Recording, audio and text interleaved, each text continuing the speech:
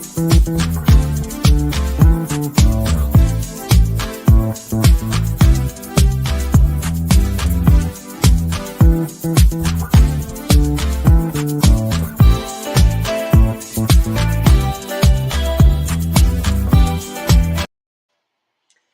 y'all, what's up? Happy Sunday, happy Sunday. Hope you all join your weekend and having a great Sunday.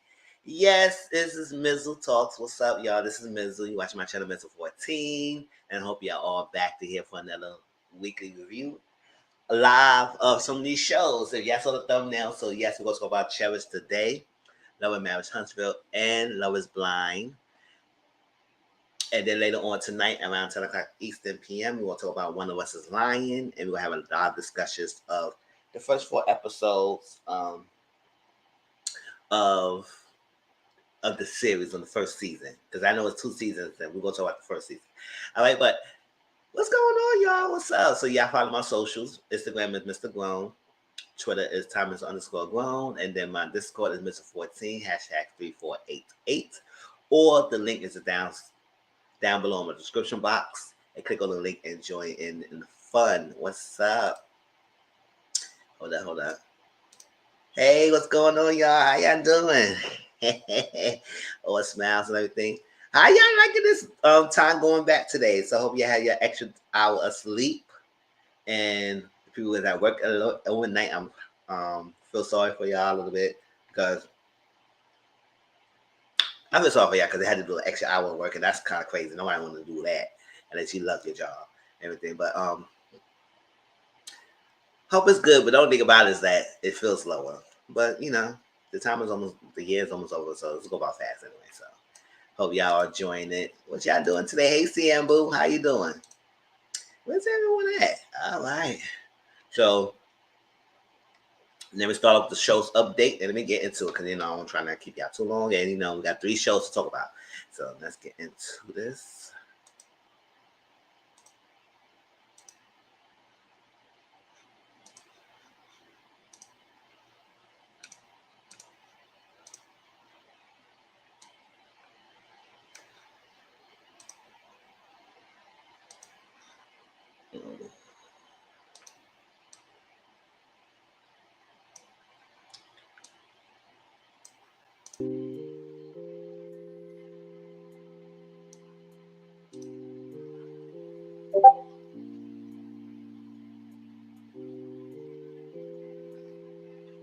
Yeah, hold on. Give me 1 second, y'all.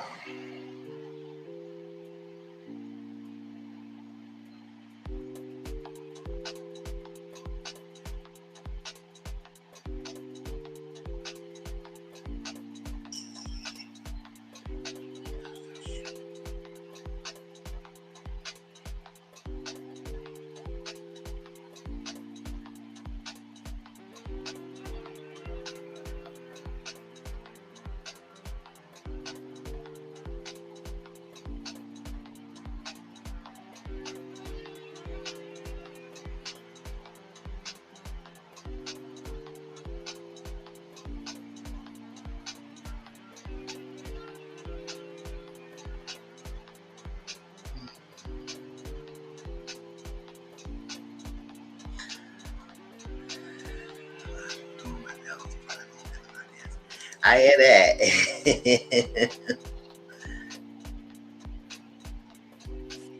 All right, so let's get into it. Love and Marriage Huntsville season 4 is on Saturdays. Y'all almost not gonna get this Love and Marriage Huntsville review, because last night when I came home, my DVD I had to get rebooted, so it didn't record the episode. And then last night we're trying to watch it on own network, and then they update the channel. They update the episode or 2 this morning, whatever, when I woke up. So I watched it this morning, but Chad, it wasn't nothing. If I couldn't watch it like that, I would not have done Love and Marriage Huntsville. Y'all would have got like a pre-recorded video and then got it uploaded. But I watched it, so I get it today. So thank Lord, right? But and I haven't been watching other interviews, because I know Mark did an interview and Mark Scott did an interview, and I ain't gonna watch it. I don't feel like watching that.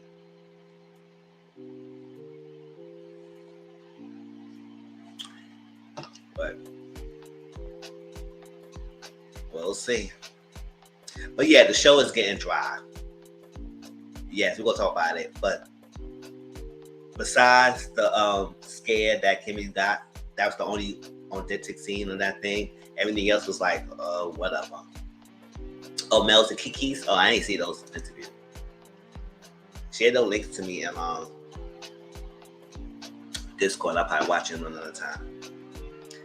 We'll have to watch Potomac season 7 is on Bravo TV. And I'm gonna do a pre-recorded video, but I'm gonna upload it tomorrow, but it won't not be a premiere. So it's just gonna be a straight upload because I'm gonna be with family tomorrow. So I'm gonna put it out there, and I'm still gonna give you a review tomorrow. Just that it will not be a premiere. Cherish Today season 2 is on Tuesdays, and we're gonna talk about the latest episode today. Like I said, I'm enjoying it. I really enjoyed it. So I think got 3 more episodes left, and then the season will be over. Love is Blind season 3 is on Netflix. Oh yes, we're gonna talk about Love is Blind today on this live. Descendants season 4 on Netflix. When I start watching it, I will still give you a little weekly review of each episode. So stay tuned for that. Guillermo del Toro's Cabinet of Curiosities on Netflix. I gotta watch that. It's like a series of different storylines being told. Kind of give you like scary horror a little bit of each episode, so into that. One of us is Lying on Peacock TV. Like I said, on Mr. Social Corner tonight at 10 o'clock p.m. Eastern. We're going to talk about the first 4 episodes. And it's really good. If y'all not have seen it, it's really good. I encourage y'all to watch it. And also come to my live tonight so y'all can get an idea of what it's about. So Wednesday premieres on Netflix on November 23rd. And we're going to talk about Wednesday as well. So when it comes out, we'll see how it is, and maybe we can probably do a live review on it. Or probably a weekly review. Depends if it's like a series, probably do a weekly review, keep it going instead of doing all in one shot. The Best Man, the final chapters, limited series is on Peacock TV. It's premiering on December 22nd. And when that comes out, I will talk about it. So future coming up, things might change, but it's what's going on. Please follow my Discord channel if you have not gotten to it. It's the link is in the description box down below. Movie night on Thursdays. Tomorrow, like I said, I'm going to put my review of Potomac up. It's not going to premiere. It's just going to be a straight public review. So whatever time it comes, it's just going to come straight out. Just please watch it, make comments, like this video, share it to other people. Tell me how y'all feel about the episode. Wednesday night, we go watch the finale and the reunion of Love is Blind. Next Sunday, Mr. Talks Love and Marriage Huntsville, Cherish the Date, and Love is Blind, the finale and the reunion. And next Sunday's Social Corner, One of Us is Lying, episode 5 through 8. And that's it.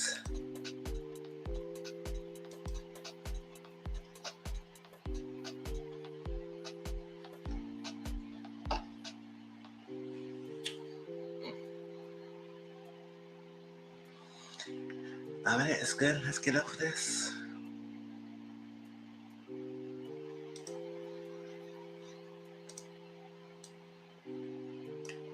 As people try to recover this time going back, so people didn't forget.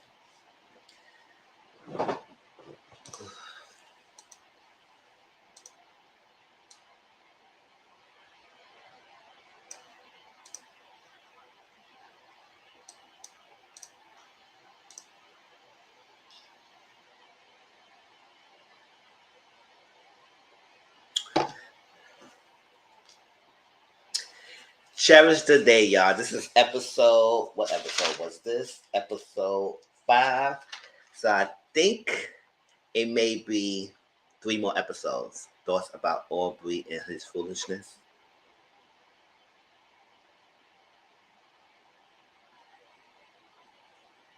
Who?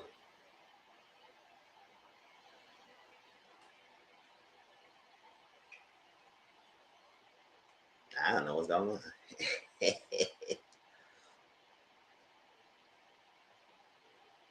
Fresh my mind about what you talk about, and I could probably give you a little opinion if I heard about the story.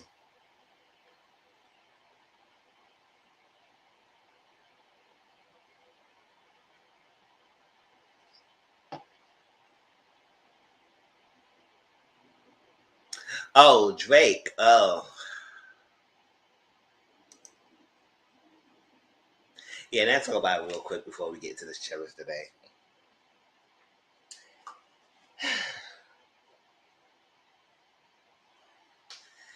I don't know what's going on with people, and I'm tired of people. That's why I haven't been do a lot of the celebrities news and stuff like that, because I was going through my Twitter and I saw it, and I was just like, "What is going on here?" First of all, I don't know what he put out, but he put out a song talk about Megan Thee Stallion. I don't know why he needed to decide to do that. What was his reason and everything? Because I was like, what was your point throwing shade not only just towards Megan, also towards Serena Williams? What's the shade coming from? Like, where's this like? And you gotta understand, at the end of the day, Drake is a guy. And most guys think the same. So I was like, I'm kind of shocked, but now also at the same time, I'm kind of not shocked. I was like, you never know.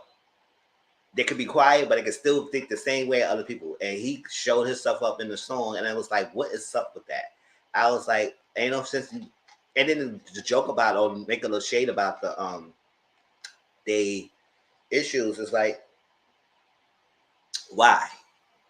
First of all, I want to know what's the reason why you decided to throw the shade all of a sudden now. Why you decided to speak your piece on it? Like, yes, don't all this shade, don't all this stuff, don't all this subliminals in his song and everything. I said, what kind of y'all have a kind of something kind of beef? And I'm just tired. It's like, why y'all need to throw y'all shade and stuff in the songs? Like, what did she do to you? What do any of these people done to you? Talk about the body type, talk about their situation, talk about the married, being all that stuff. Like,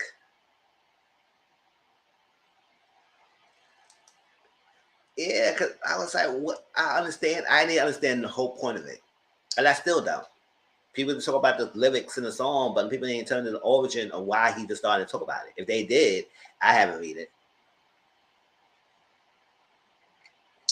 Where was the shade coming from, and why? Why you decided to attack a black female? That's exactly why people can't stand y'all men. Some of y'all black men, because y'all do this. Y'all dog this out, but yet y'all want us to be your lie, your heart. Not want us like I'm a female, but y'all want them to be your ride or die, be by your side, support you, do all this stuff, all that stuff. But yet you dog them out every chance you get. Every chance y'all get. And Drake, for you to be grandstanding and take that stance against these ladies like this, I said, what's just that's bitch made, punk made to the T. It's punk made. Just don't like it. I don't understand what was the point.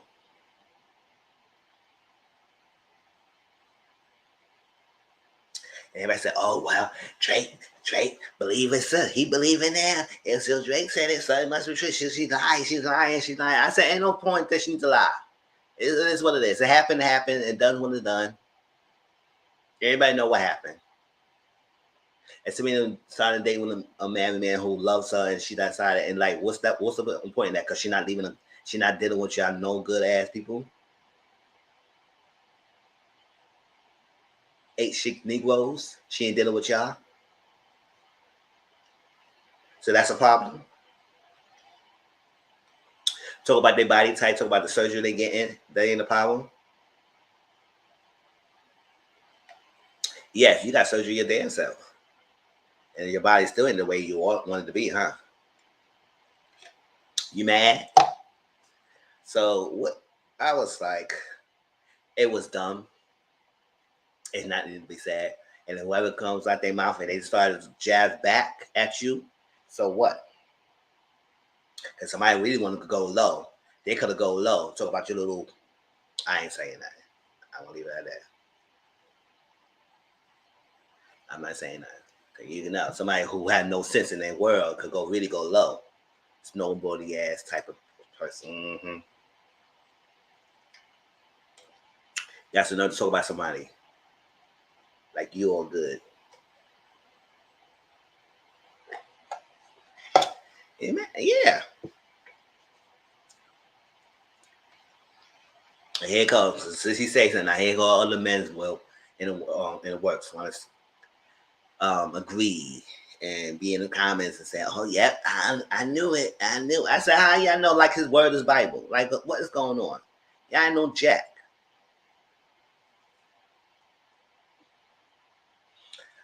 But yeah, that was dumb. And I was like, I saw this. I was going through my timeline. I said, "Here we go. Now we gotta get this out of nowhere. It just came out of nowhere. Just don't know what point, shape, or form that's happening. What was the point? So they decided to come back and clap back. That's on him. If they clap back, that's on him. Because he should not open the wounds. He shouldn't open that. Open the door for them to come back at him.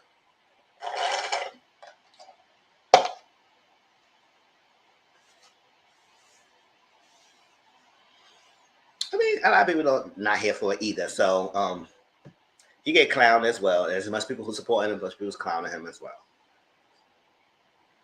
Let's go on the bigger platform. Ciao.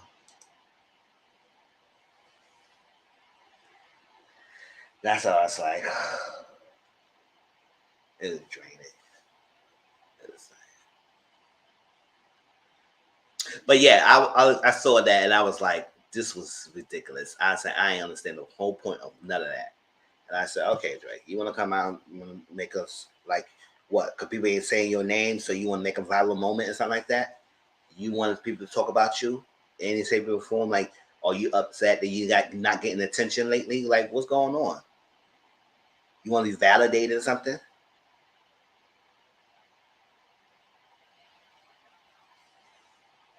Yeah, he's the biggest because he must be the best. Child. Yeah, because she chose better, and you mad at that?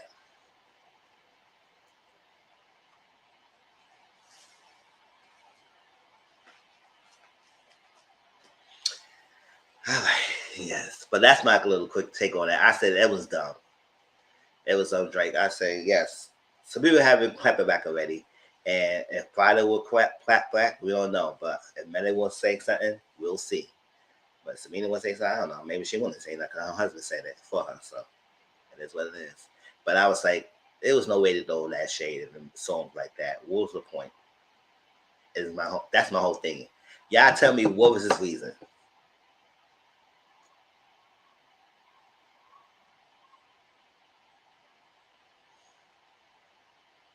Think he over that? Child boy bye. All right, y'all. Cherish the day. Let's get into this.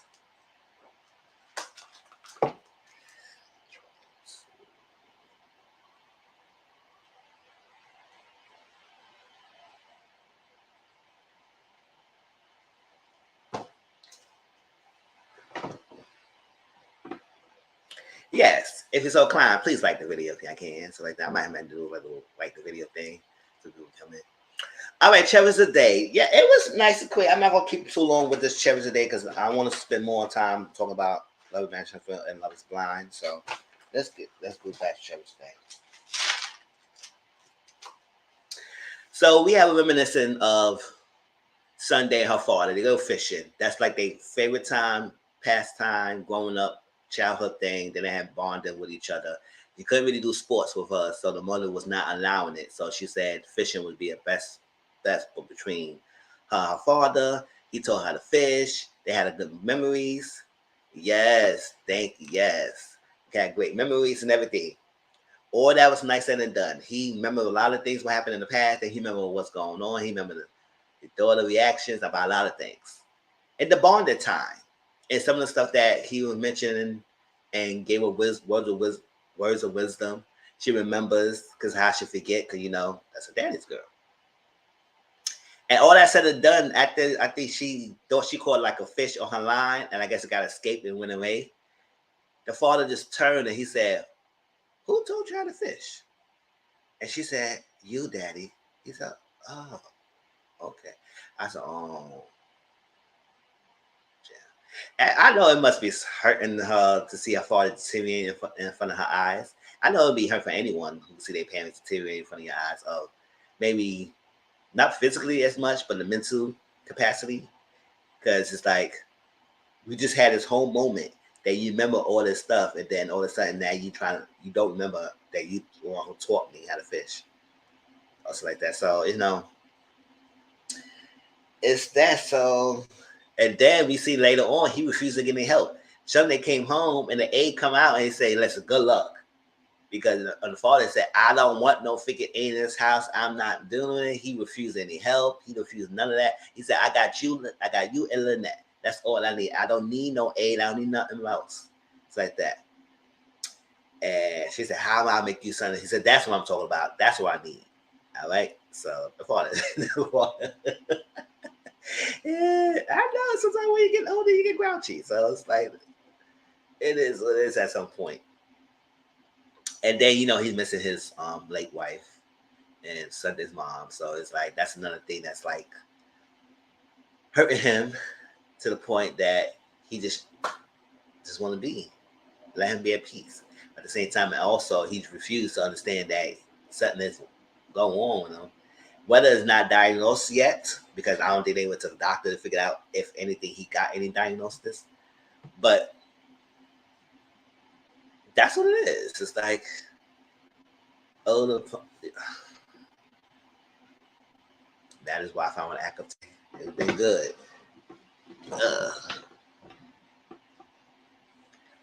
But that's that. So later on, then also Sunday we're trying to get him in a little eating because he said, "I'm hungry." She said, "I just fed you." He said, "What?"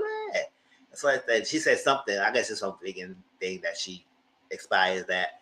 And that was offending him up. I said, "Yes, don't be changing my diet.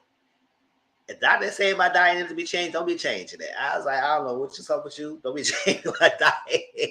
If you're gonna give me some freaking healthy stuff, give me a lot of fruits. If you go this, yes, you get some vegetables, but don't be no cauliflower and the broccoli and tomatoes all in the plate and put it on, present them nicely like he gonna eat that."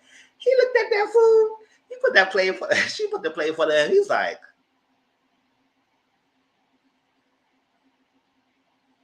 I know she must be lying because I don't know who she thought I will eat this. Lynette, I think the cousin, was looking at it like, yeah, it's nice. It's the food's nice. I said, "Good, don't lie." She was looking at it like, I said, "You had to put it like that. You could at least gave him something with it." Chill. Yes. If you're gonna put some veggies on the plate, put some veggies that make it nice and put something with it. Don't just put the plain veggies on the plate and think he gonna eat that. And I said, "No.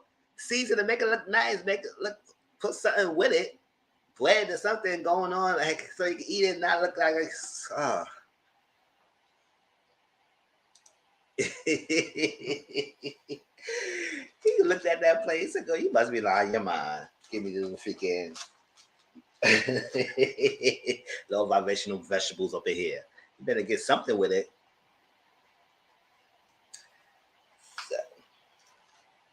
So Ellis called Sunday and she was not picking up because he wanted to apologize for the night because when the soon to be ex-wife just barged in the household with the keys that she has and didn't thought anything of it. At the end of the day, even though he didn't answer his phone or respond to his text, he just thought go show up and just say, "That's it. Make chickpeas into chickpea cutlets." Oh, Mexican sauce or something. "Hey, Auntie Mama Boo, how you doing?" Yes, make something with it. Just don't just throw the vegetables on the plate like that's it. I said, "Girl, be creative. You're a chef, right? This is good." That's what I'm saying. Chill.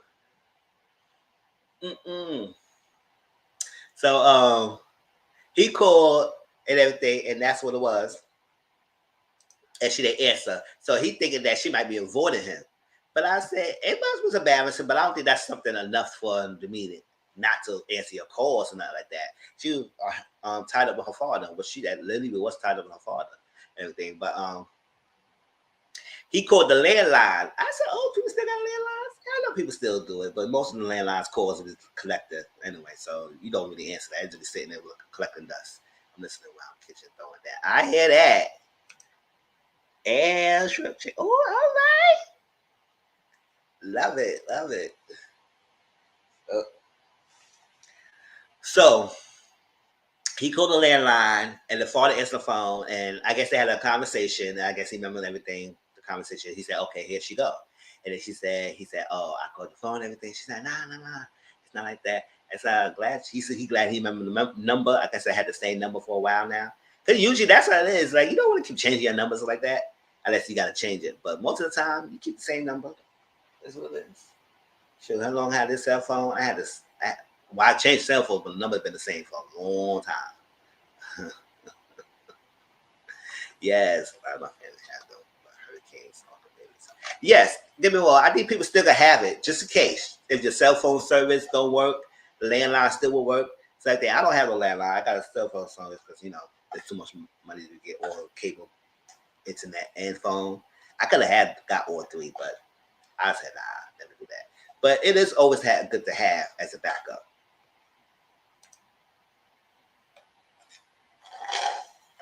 Because somebody got to get a hold of you. You answer your phone, answer the landline. Listen. Cling. So he invited her to a family dinner to meet his daughters and his side of the family. Anastasia, his ex-wife, will be there. Her boyfriend will be there. Daryl. That's his name. No, Danny. Danny gonna be there. Her boyfriend. She's gonna be there. And the kids. And so she's like, oh man, I'm excited. This nicest big step because it's like meeting his daughters because I know that's a special place in his heart. He got two girls. And they take the relationship again, and she really like him. She enjoying him, enjoying his company and everything. And Lynette was kind of worried. She said, "Oh, are you sure?" She said, "Yeah, he makes me happy. I'm sure. I'm gonna go and everything because it's like meet his family and meet his daughters." So it's like, oh, okay. Does it seem like moving too fast? She said, "No, we're good." So they went out shopping. Cause first they went out on a little picnic and they had a little picnic scene that was cute and everything. And then they went shopping to get some stuff. Cause she said, okay, your girls I know one of your girls like to read, so I got her a book. And he said she just needs to get your permission to read it. And he enjoyed it. And then also I guess she got the oldest daughter, Everly, because his daughter named Everly and Bree.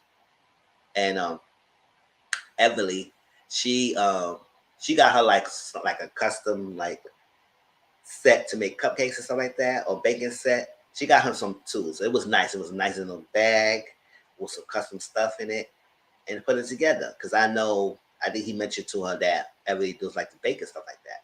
So it was good for her to get some gifts. That's nice to bring gifts, everything to meet the family, meet the thing. Because sometimes when you go to somebody's house and family dinner, you don't want to go empty-handed. You at least bring a wine. You bring something.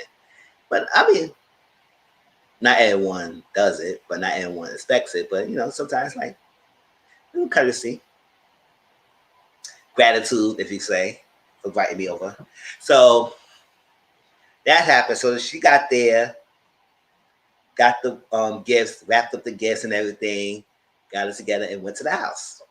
So they got there. Danny opened the door. That's Anastasia, boyfriend, and got there, made a little joke, and they was all cool. Anastasia and some saw each other, and they was cool and everything. I know it was kind of awkward at first, but they still kept it cool. She said, "I'm happy to see you," and everything. Between Anastasia and Sunday, it was no animosity between each other because at the end of the day, Ellis and Anastasia both is applicable right now as being co-parents, and they know we're going to get divorced soon. But they did say got to be separated for a year before they divorce. So the fact that they do still good family dinners, I don't know. That's not counting anything. But I guess they're not intimate. I guess that's the point. If they're not intimate, that should be fine. But they can still do some family dinners and stuff like that together. And but they do live separately, separate parts. So that's part of the reason. With family dinners, it doesn't matter. It's cute. And so as I said, was making some like vegan kind of style dishes, like a vegan mac and cheese and some other stuff. And inspired by Sunday. And she said, "You inspired me because I could take this route and everything." And I said, "That's cute." And everything. So they said it was great. It turned out bomb. It tasted good, all that stuff. So that's that. So she said she apologized to Sunday. Told Sunday that I apologize. I was not thinking. I shouldn't have just came through over there like that, knowing that you might have company and stuff. I shouldn't have done that. So apparently, Anastasia gave back the key. Sunday has to, Ellis got the key back from Anastasia because he said that should not be done. We talked about it. She apologized. I'm sorry if that happened, and I'm sorry for you because I never want you to put in a position that he was uncomfortable. And yeah, she said it was awkward, but she didn't feel uncomfortable. She just said it just was kind of weird a little bit, but she wasn't like pissed off and like oh my gosh, I can't be back in this house anymore. And she just like, oh my god, it's like this came in. Look, especially I had my little negligee on, and I was on the freaking countertop. I was about to get boxed out. You ain't down everything that you was walking your ex-wife child. It could be embarrassing, but she took it as sport. She didn't take it as it was mad about it. So they apologized. She said, she said, I like you. And then she said, I like you too. And there's gonna drink to it. And still kind of a little awkward energy, but it wasn't to the point that, oh my God, why she's here. Like, it was nothing like that. It was good, positive vibes between each other. Because when the family is like, she knew about Sunday because Ellis told her about their recommitment with each other, because they used to date in high school. Remember the first episode I talked about their history behind each other? They used to date in high school. So now, all these years later, they recommitted to each other. And she knew about it. So she knew all the story and everything. And she also told Sunday that how Ellis was the person that encouraged me to go sing and everything, because at first she didn't have the courage, but Ellis took upon to encourage me to sing, and now here I am. And that was nice. All that stuff. Now, Bree, the youngest daughter, she was very welcoming to Sunday, and it was like, she just gave Sunday a big hug. Hey, Sunday, how's going on? And she showed Sunday her room, her dollhouse, about her name, and Sunday explained her name from Greek mythology and stuff. Not Greek mythology, Egyptian mythology, or stuff like that. Norse mythology, I know that. And she was saying her origins, her name, and Bree was checking her computer, checking her origin, her name, and different things. So it was cute. That was welcoming. Everybody was welcoming. Now, except for Everly. Everly was the oldest daughter, and she's a teenager, Teenagers have their moments. And she was very cold towards Sunday. Now, doing this episode, I was like, I understand, but I would say, what's the reasons why she's so cold towards Sunday? Because if I'm mistaken, your mom has a boyfriend just as much that your dad has a girlfriend. And you got all this smoke and energy towards Sunday, but not towards Danny. And I said, what's up with that? I said, what's going on with this and everything? Because I even if people who watched it last night with me, I was like, hold on, why is she so much more? I understand she's a teenager and maybe she feel like her father can take it away or whatever. She don't have the attention as much.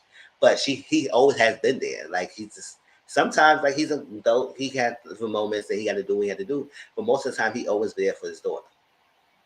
So I just know what's her stance towards Sunday about, because she was very cold and giving her dirty eyes. They want to engage her, be very short with her answers, and all that stuff like that. So, okay. I mean, I'm not going to be hard on her, but I was watching the scene. I was like, oh, okay, Emily. So it was one moment of time that she was doing all this. She was doing all this grand, and she doing all this being flippant towards Sunday, being short, all that stuff. Not trying to give her the energy. Every time she come around, when they had the bonding session and everything, like one time they was outside playing basketball, and they had a secret handshake, and I guess Sunday came out. She said, I would like to see this secret handshake. He said, I could show it to her, ask the daughters, they was fine. Everybody was giving a little stare, but Bree said it's fine. And they showed them the handshake, do it like that, and everybody was like,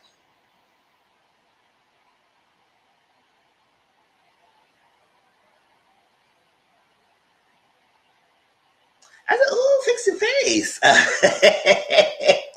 So they got inside to eat. And it comes to the point that she shared the gifts.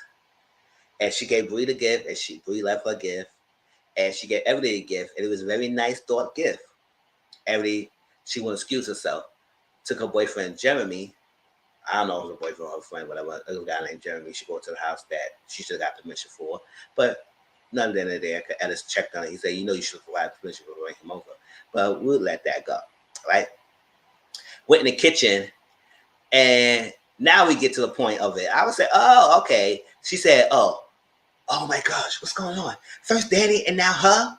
I said, oh, so also you did have an issue with Danny and your mother had a boyfriend. I was like, good, because you making it seem I was about to go off. I was like, why the hell you so hell bent on my swan Sunday and not towards Danny?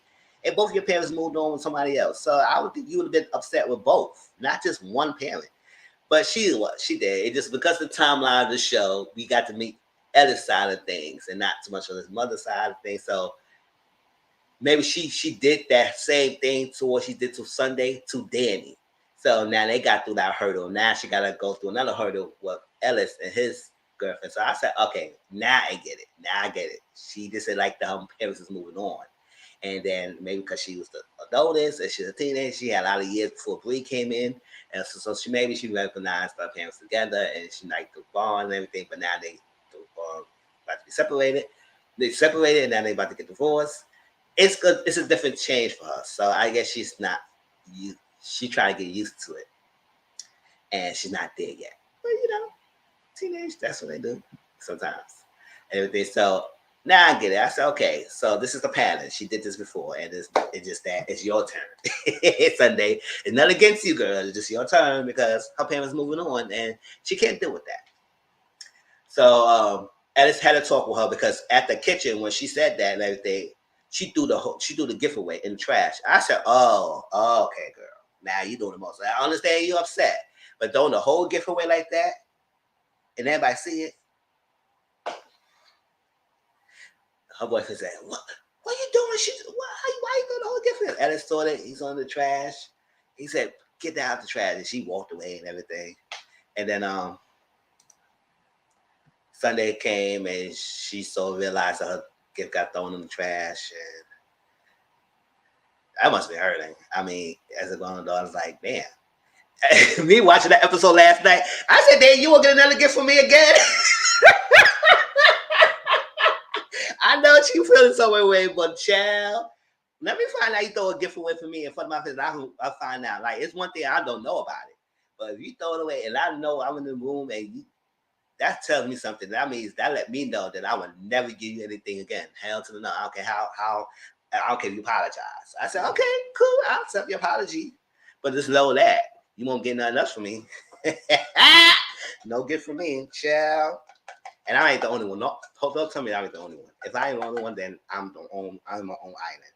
But child, those are good for me, and I gave it to you right from my face. Or I am in the same facility. You didn't even wait till me leave and go to my own house. You just throw the gift away. Child, kid it okay. You won't get no gift from me.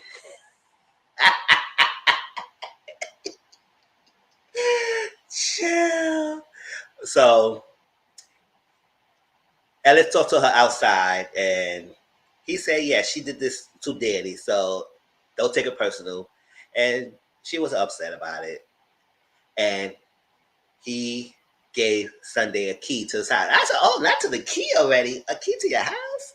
Oh, that is serious. And she also was also excited that he introduced her as his girlfriend to the family when he came in there. So it's like she was like, that's a cool bonus for you, and plus one of introducing me. Because sometimes when you bring your person over, you always say, "Oh, this is my friend." It's like that. And it's fine, whatever it is. Maybe it is a friendship, but if it is more than a friendship, and y'all know you established as boyfriend and girlfriend, why not introduce me as your boyfriend and girlfriend? But why hide it? But or it's in there. But she was excited that he introduced her. She said, "You got good finding points." They kissed, all that stuff like that, and they came back in the house. Emily came out and she apologized, and she said it's all good. Gave her a little quick hug, and then they played some charades, and that's when the episode ended, and that's what it was. But that was Cherish the Day. It was, like I said, it's good episodes. I enjoyed it, and hopefully my retelling the story let y'all get to watch it because it's on Tuesdays. And Cherish the Day is the second season. If y'all didn't watch the first season, I encourage y'all to watch it because each season is its own storyline. So you don't need to see the first season to watch the second season. You can watch each season in its own because it's anthologies. So I've been doing it. So that's it, y'all. So how y'all feel about it? And how y'all feel if you gave somebody a gift and then they stole the gift away when you're in the same vicinity? Will you give them a gift again, or will you not take it personal, or you just say, okay, I know. few minutes before we get my stuff ready for LAMH Huntsville.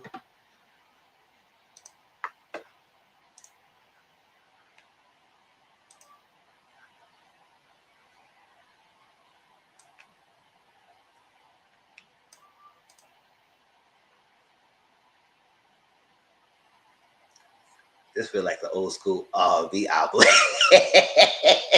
Love it. Just cute, yes. It does give you the vibe. The music, the ambiance, the atmosphere, like I said, they do a really good job capturing the scenes and everything.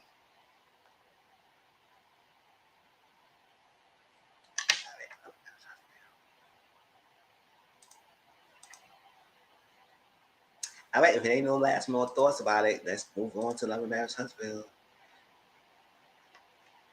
Let's see, 44.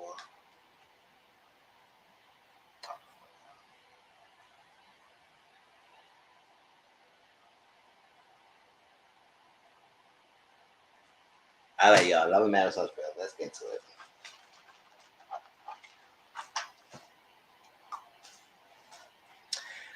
All right, I'm going to start off with the heavy thing first. Heavy, heavy. You got so heavy, baby. Yeah.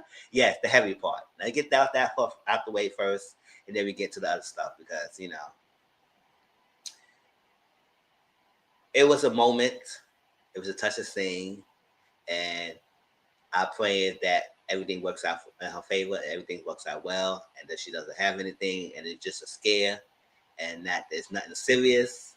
So, if y'all haven't watched the show, Kimmy and Maurice had to sit down, and they had about to have a movie night again because they got the theater room made and it's already fixed, so they about to watch a movie night and chill together as a couple. That's cute things to do. So they sit down, and she discussed her journey, what's going on. And we come to find out that she said she decided she was examining her breasts. Just like when you get to the point of age, you got to examine your breasts, and then men, you got to examine your testicles. You got to fill it out and make sure it's not abnormal. And when we start getting abnormally, you got to go to the doctor. So she was feeling a thing, and she felt a lump. And then she said, as a nurse that she is, she said she was going to go in and get tested right away and everything. But she said, it would feel a little bit more about this. So she started feeling more, and then she started realizing she saw another lump. So now she started getting really worried and serious about it because she said, oh no. So she went to go get tested. She waited for the results. But she don't want to think the worst, but then she got to understand the possibility that it could be possible that could happen. So the fact that she said she got a lump in her breast, that's one thing. But when you get a lump in your lymph nodes, that's another thing as well. That's double whammy. So now she's big worried. And she didn't get the biopsy yet. But she's just hoping that's not the case. So, the big C is scaring her. And, Maurice had to be there to support her. And, he was breaking down a little bit too, because it's like a lot. He don't know, what can you do to lift someone up in this kind of funk-like thing? He said, I know you didn't sign up for this. She said, I signed up for everything. I signed up for everything. And I said, that was a nice moment. Even though I can't really stand Maurice like that, I said that was a nice moment that he's there for her. And it's going to be a tough time for the family and everything. She don't want to worry about Jalen. She don't want to worry about the family. She don't want to worry about anything. She's strong. And I say, yes, I know she want to be strong for the family and everything, but I'm glad that he told her that if it's okay, if you're not strong, it's okay to not to be strong. Because I know some people and I have that strong mentality, I got to be good. I'm strong. I'm great. I'm trying to be healthy, be there for my family that need me, and be there for myself, more importantly, as ever. And every now and then, you don't always want to feel that. You just want to get or fall back on somebody and let them hold you up at times and not always be there and be reliable for everyone to go to when you need it at times. And I guess this is the time that she needs it. So she also said, at this point, we need to start putting plans and motions of having a will and other stuff, just in case. And I know We don't even have a living will put in place. And I said, oh, it takes a big C scare to get your perspective to put things in place just in case something happened. And now went to the last minute. And I understand that. So she don't want to think of worse of everything yet, but she is. So she started breaking down, crying. Then we started breaking down, and he be there for it. He said, I got this. We're gonna get this together. Yes, I felt for Kimmy too. I did. I definitely did. And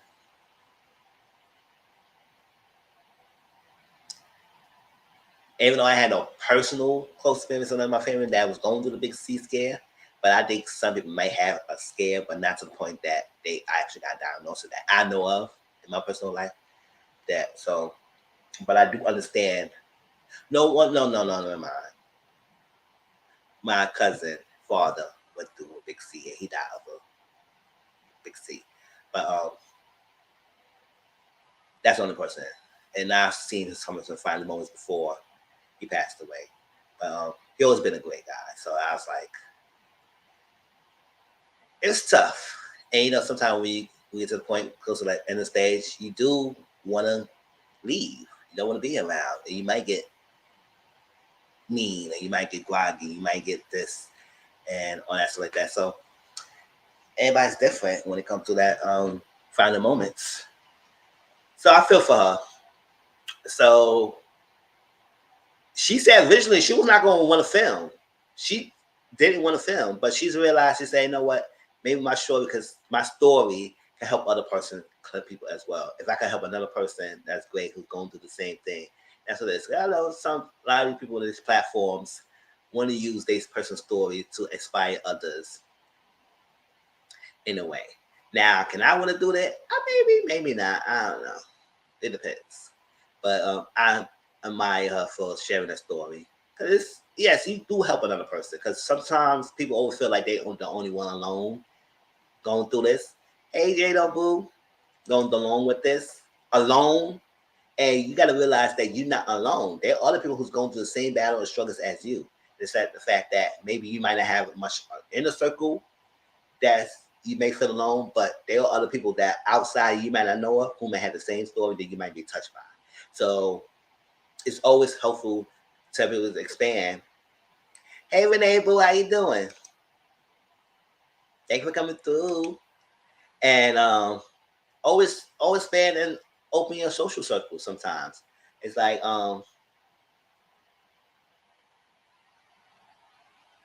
this platform. A lot of y'all know I haven't seen y'all face to face yet, but I do feel connected to each one of y'all because we a family. We come together every week. Not even that. On social media platforms, we interact, we share each other's stories. It's like that. I love that. I still have I have a family network that I'm still close to, and also I'm building another family network from day that I'm cool. That's some of the family I'm gonna meet tomorrow. And that's how it is. You got a support system. And sometimes not everybody always have that. So it's like if you can't get it in familiar blood, get it in people who's not familiar blood. Because you never know. There's always gonna be somebody who's gonna love you unconditionally. Whether it's friends, whether it's strangers, that you can build network. Because sometimes your own family not gonna always be there, and it's not always so small. It's not always big as other people's family. So you had to build that and build your network, so you won't feel alone. And reach out. So we're gonna go through this journey with Kimmy. I said I admire her sharing this story, and I hope everything works out. And despite how she made me feel about her action in the season, I still don't want nobody going through this big C at all. That's something that nobody should go through. So prayers for Kimmy. All right, so now we got the heavy stuff out the way. heavy. All right, let's get to it. And prayers to every one of y'all. If y'all seen it and went through this yourself or other people, other people who've gone through it, prayers to them as well. Let them know Ms. share they love. See? Big hug, y'all. There you go. All right.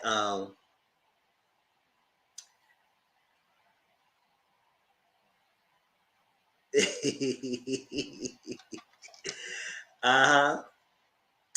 So, and I gave you a hug, so hug back, y'all. All right, so Courtney got the guys to do a basketball event, and then Stormy gonna do a peace party. All right, so the guys came, they did basketball. I said I don't play basketball, but I'll play for fun. But I'm not a big sport person either, so I would enjoy and have a good time playing basketball. So play basketball, then all stuff like that, and then sat down and then discuss. Maurice excited that he gonna have the title, first black title company in his town, whatever he at. Oh yeah, Huntsville. And Marcel mentioned that he has some upper deals closed, whatever that he's good. And Martel mentioned that how he's going on a trip with Melody, because remember that trip that she invited him in, and after that trip, he acted a whole ass afterwards. So I said, whatever. He thought he probably was gonna get some. He thought he would probably get some cookies. He thought he was gonna get some hot box or something like that. But that didn't happen. So I guess he's upset. Whatever. I said, I admire Melody, the thought that she could say, you know what, it's cool you come through the trip from the kids. But maybe I thought that probably was too soon. It probably was too soon. Because now how he acted, how we know how he acted afterwards, it was like, boy, Melody, maybe in hindsight, Melody said, you know what, I shouldn't have not invited this fool at all.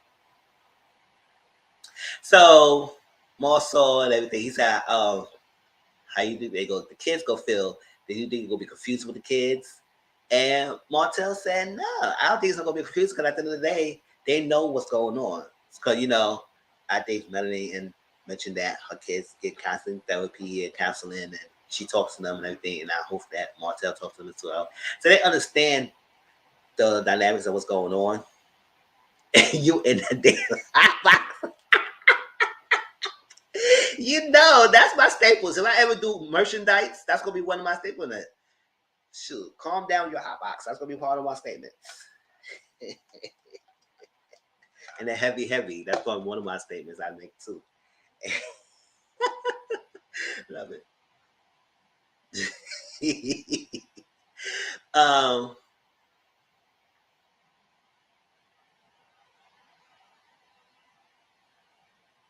Oh yeah, the trip. They understand, and if it's like they understand what's going on, but I do understand they may have a little hope of them families get back together, and not every kid, because sometimes the older you get, you probably understand what's going on. Because I know the Scott said mentioned that how my mother and father they was not together, mother and father they're not together, but they had some hopes that they might get back together. They always go on dates even after they split.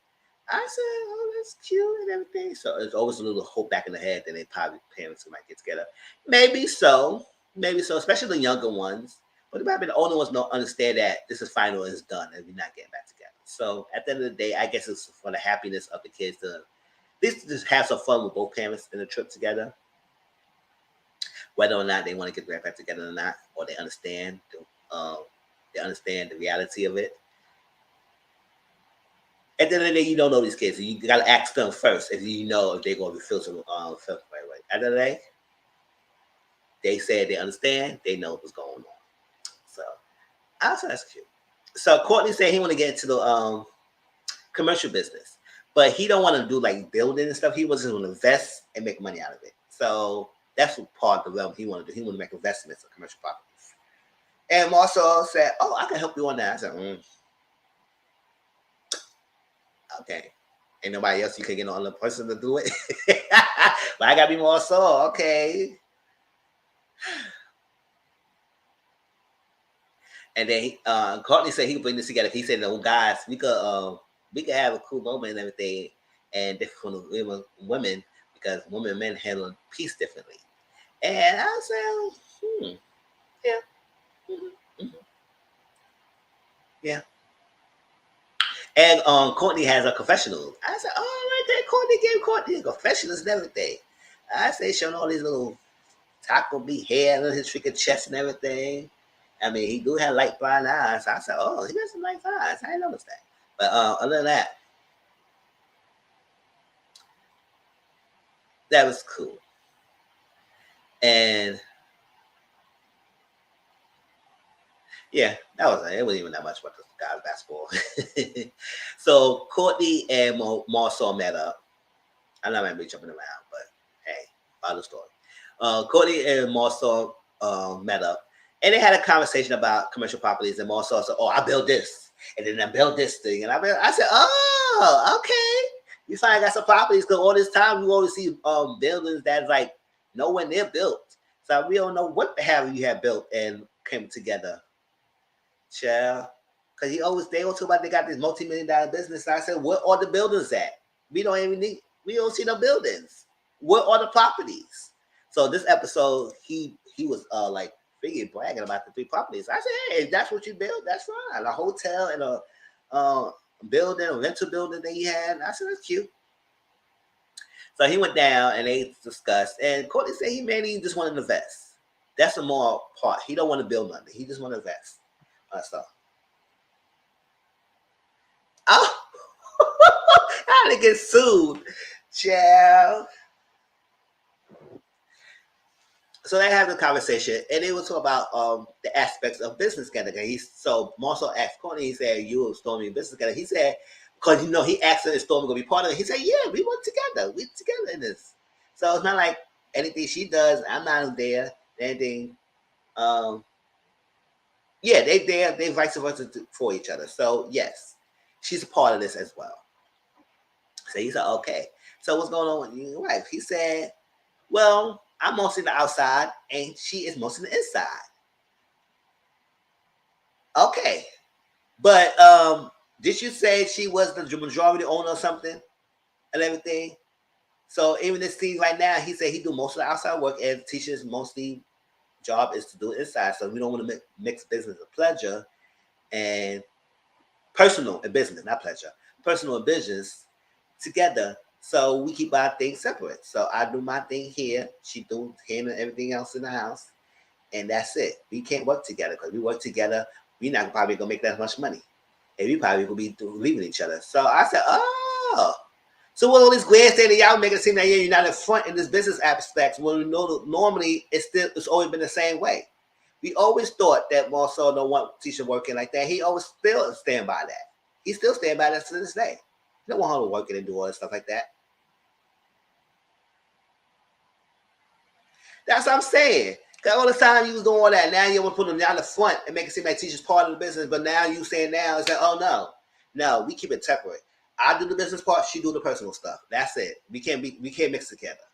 So we can't work together. So basically, that's what he's saying right now. So I guess the real truth is that he always had this mentality. So this little United Front they were putting up this season, that was a front. It's always been a separated thing. They don't work together. And Courtney and Stormy said, no, Courtney said, "You know how much money you probably make if y'all work together?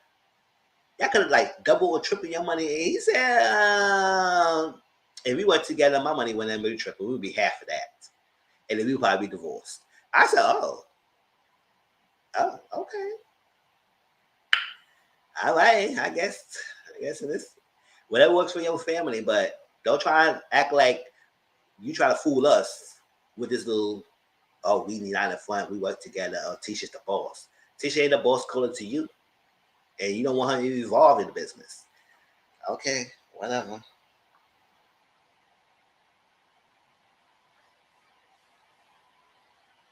So he said, "I don't think you don't have a problem working with women. You don't have a problem working with your wife." He said, "Nah, that's not true." I said, "No, that's true. You don't want to work with women. You really don't. You really don't at all. If you feel like sometimes, yes, you don't want to mix business or personal. Sometimes it could get messy. But at times it could work." Stormy and Courtney, no, they working together. And I know Courtney, not Courtney, Stormy she had a little whole rant on Instagram. I don't know if it was today or last night about how people shaded her and like she don't have no real business and she's worked hard and they think she's faking or so. I said no. All that picture so I said, damn, Stormy down. She get that estate for not working hard. Now I got the name of her beauty, Cherish Beauty. I said, okay, now I can look it up and see what she asked at because I mean, I don't go no hours to search for the products, but now I say, I believe that she has a multi-million-dollar business. a legit one too. Cause all that package she had, she was shipping to people and all that orders, and then she got a warehouse. That's not a faking it. That's a real legit business she has, and she really worked hard for that. So for other people downplay her accomplishments, that's kind of messed up. That's messed up. The downplaying accomplishments. I don't know if it was stems from the last night episode or why she started the vent online, but so many that y'all know said y'all got me effed up. Y'all think I'm some freaking fake person who just putting on a storyline. That's not happening. No, I'm really having a legit business. Google me. Check my resume. That's what she makes it sound. I like.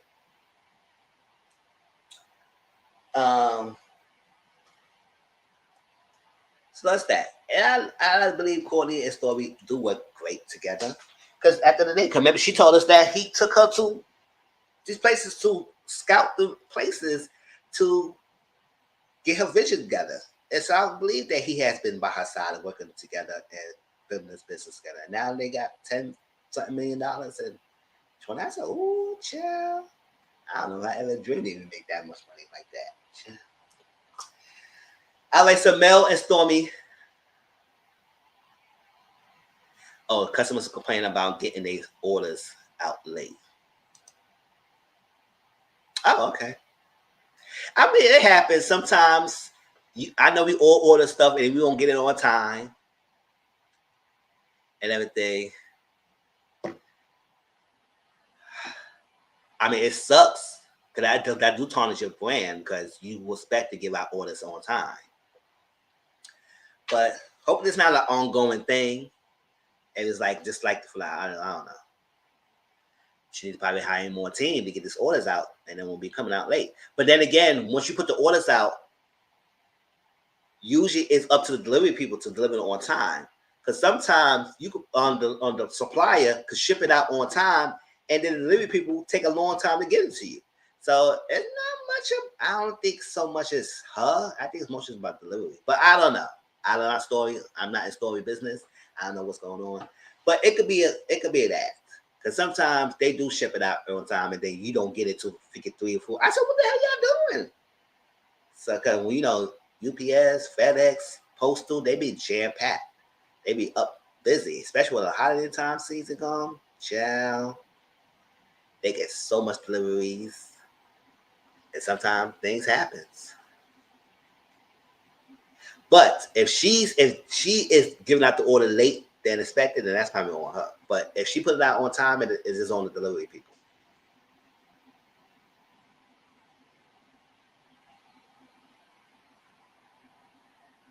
Oh, damn. Then that's messed up.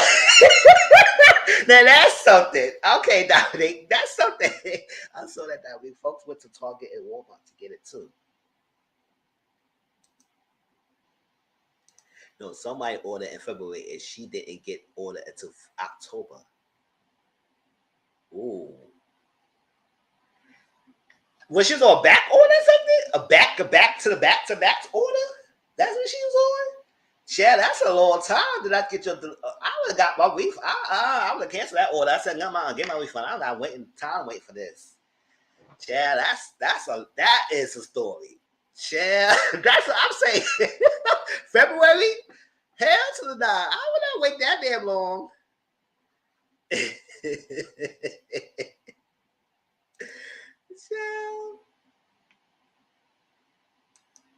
So that's what she vented. But then again, that's all the orders that she put out there. I was saying, shit. But man, that's back to the back order. To the third power, to the triple power, to the 10th power. Child. That story, that's something serious. Now, that's just a weird cases. Maybe that's one of the weird cases. But I don't think her business would be that successful if she got if she had a reputation of giving out orders late. And maybe some rare cases that some people orders might not show up. And if she had a great business, she would honor that and give their money back. And that's like that. Because I'm pretty sure she probably wouldn't wait to that long time without getting her money back. And it probably still would give her album. They probably want to record it. They said, hey, listen, if it show up, you show up. We going to give you your money back. Sorry for being late. And if you get the product, you get the product, and you will have your money. So you will get it for free, basically. And I know some companies might do that if they have a good business relationship, or at least good business etiquette. Especially if we're gonna come out that late. Child.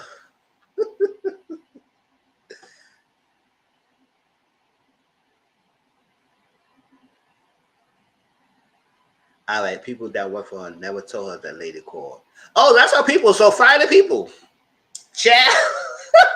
If you never told me, and I'm like, at the end of the day, we got to understand Stormy can be around and everywhere. That's why she hired people. So if the people ain't doing their job correctly, then you gotta let them people go. How dare you not gonna tell me? I didn't order, like, you didn't tell me. And she said she got it right to her. So maybe she delivered it to her, something like that. Maybe say, listen, I gotta make this right. I can't. But that's that. So Mel and Stormy went out and they went to a Dreamcatcher's space. And they was talking and chit chatting. They say they're gonna take the little picture in the back and get your picture of your aura. I said, oh, that does sound interesting. I'm gonna see what my aura is. All right, see what my aura is and all that stuff.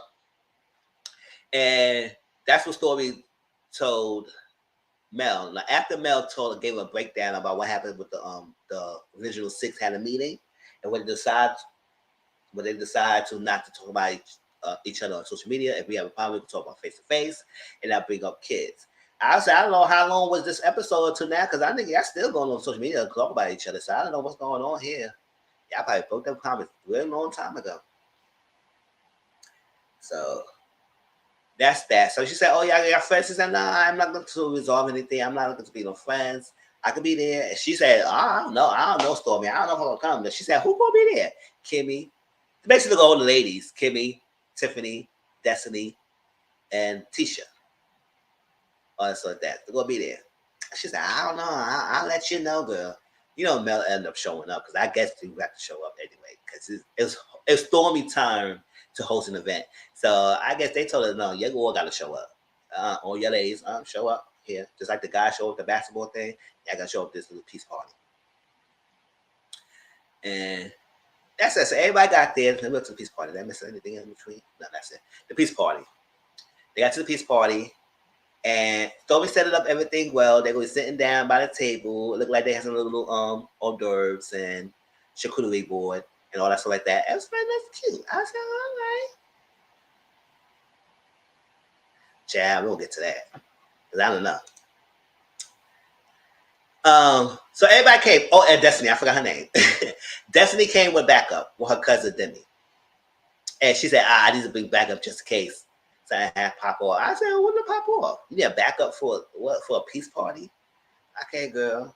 I guess because Kimmy thing went up the flame. Because I said, it wasn't you. You throwing chairs, act like you was a She-Hulk, throwing chairs and stuff. Good, that's on you. Yeah. So she bought +1. Now, Story kept saying, oh, I did not know. So I have an extra chair. Now, sometimes I know people say, oh, well, she didn't know. I know Destiny put it online because she tweeted something. She said, oh, y'all got me effed up. Because you know what? Listen, I was not showing nobody uninvited without asking first. So y'all got me effed up. You thinking that I was going to come with someone when I was possible. But you kept saying you bring it back up. So that means you would bring somebody and not told the per host. So what is it? You ask for permission, then you don't need to bring back up. If you ask for permission, you want to bring +1. But if you say you bring it back up, that means you didn't ask the person. You just show up the person. So what is it, Destiny?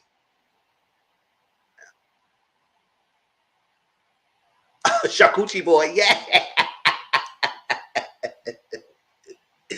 Yes. And I know what TikTok you got that for because she calls you Shakuchi boy. Yeah, Shakuchi boy.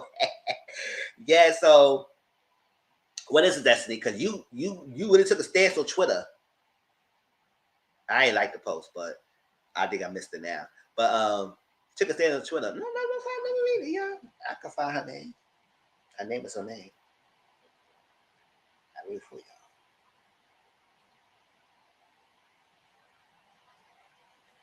Cause she was mad. She said, y'all got me effed in.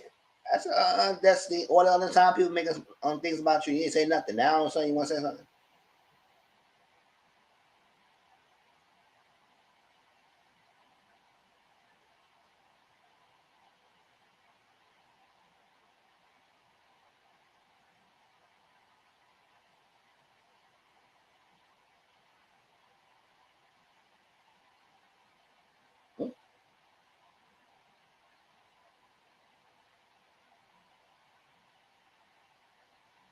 What's her name?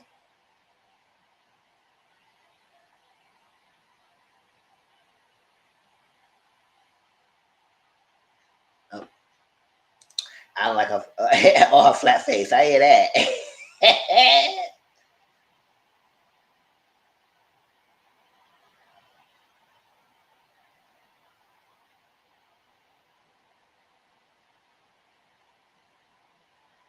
I don't even got her thing.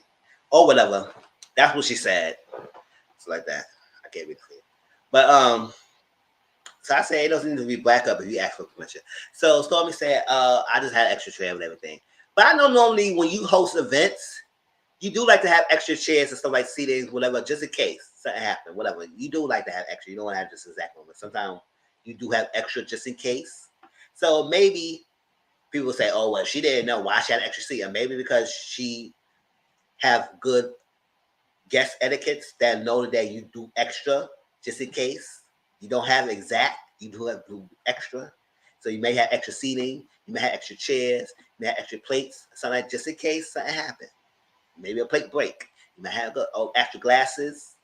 If you have invite 6 people, you just don't have 6 plates. You just have more than that, a little bit of double, just in case something happens. You have extras going on because you don't want to become to say you have exact and then you have nothing else to give to substitute that if something not happen. So yes, if you got sitting, you have extras. So she should happen to have an extra seat. Now, whether she asked her in the beginning, Stormy said, "I go stick with Stormy." She's the host. She said, "I didn't know," and I will stick with that. So, but it's quiet as kept. Demi sat right next to Melanie. I said, "If that's your +1, why the hell?" She said, "Of course for you." I said, "She should have sat next to you," but she said, "Of course for you." And I guess she ain't had no problem with Melanie. She ain't get no Melanie no stink out nothing. She was sitting next to Melanie, peeking. Robin saying hi to Melanie and everything. I said, okay, I guess this is a +1 that you decided was not a +1. Maybe the +1 they didn't get the memo. So like that. So they sat there, they did a mantra, and everybody did a mantra. And when Melanie did her mantra, that's what he said. I said, good, immature to the fighters. Why you gotta be that immature?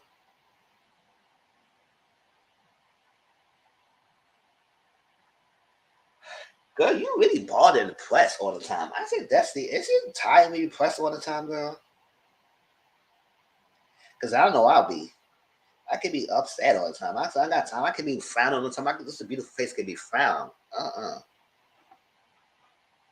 That's what I'm saying. How you said XML?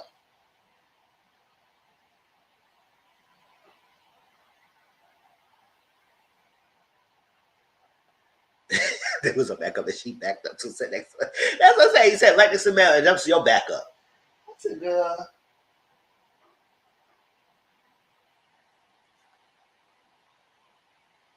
Oh well, nothing else because she got to get that stick attitude persona going on. She got probably have to stick with that because that's what she always be doing. I was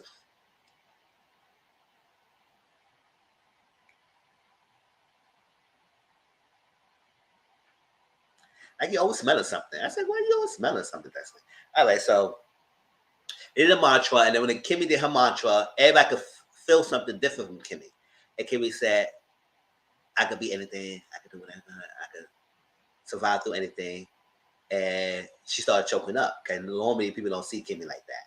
So everybody said, "Oh, you might not share, Kimmy." She said, "Not right now," and everybody respected that. I said, "That's what you do. Respect her decision. She let you know when she's ready to let you know." But I like that. Then Stormy did this game called "What I Heard, What I Feel, When I Meant." Now everybody says it's kind of being shady, but I said if y'all really mature adults, then that game that Stormy did was not shady. She was trying to say y'all don't want to have a conversation. That's the problem. Because every time y'all want to have this thing, y'all always want to take it to it's shady. It's gonna be messy. It's not. It's not gonna be messy unless y'all take it messy. And her thing was to clear up the misunderstanding. And it's not shady. I feel like that was a great legitimate thing, but you can't have that kind of game with these kind of low vibrational freaking mentalities. Okay, with these immature people. Because if you're mature enough, people can understand that. But whatever, they thought it was going to be messy. I said, no, it's not messy because y'all want to take it there. Y'all don't want to take it there. I like that. So Story talk about her and Destiny. Did she complain about Mel bringing to somebody else?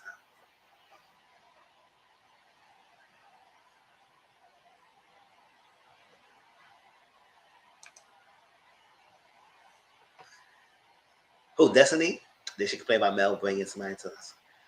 It's child, yes. And then turn around Dana herself. But so Stormy talked to Destiny about her situation. About like, listen, I was just trying to get you to tell your side. And that's what it was.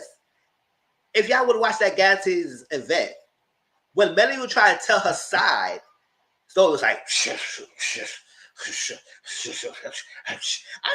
can you calm down and let her say it? You want to know what her issue is that she tried to tell you, but you had so much stuff. So Stormy tried to say, I want to hear your side and everything, but she said, ask her. I said, but I'm asking you because I already got her side. I want to know what your issue and why you feel like your friendship ended.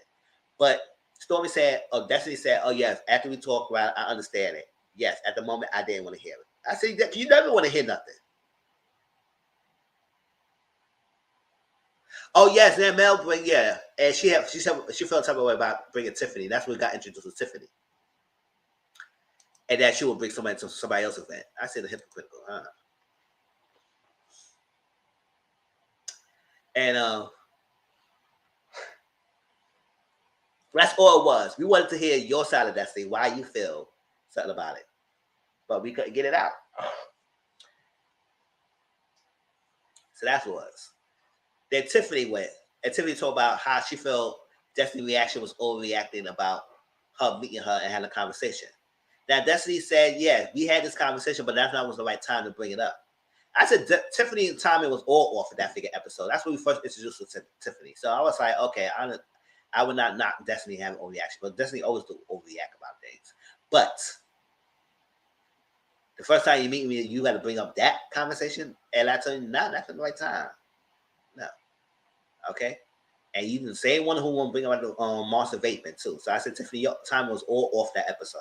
That's where everybody started hating you. We met you and you hate you from that episode, or dislike you. The first episode you got brought to the scene, we dislike you. So, oh well, yeah, he could never recover from that since.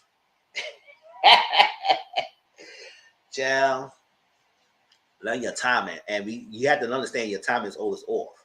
And she said, oh, I got work to do that. And she's like, And Tiffany said, oh, this is Detroit. I said, oh, Tiffany, you tried it, girl. Even though I don't care for Destiny, but I said, child, this is Detroit. But you know, Destiny said she got Detroit, Atlanta, everybody all going home. So she want to figure out which one it's today. It's Detroit, it's Atlanta, it's a Huntsville. Like, who are we getting today?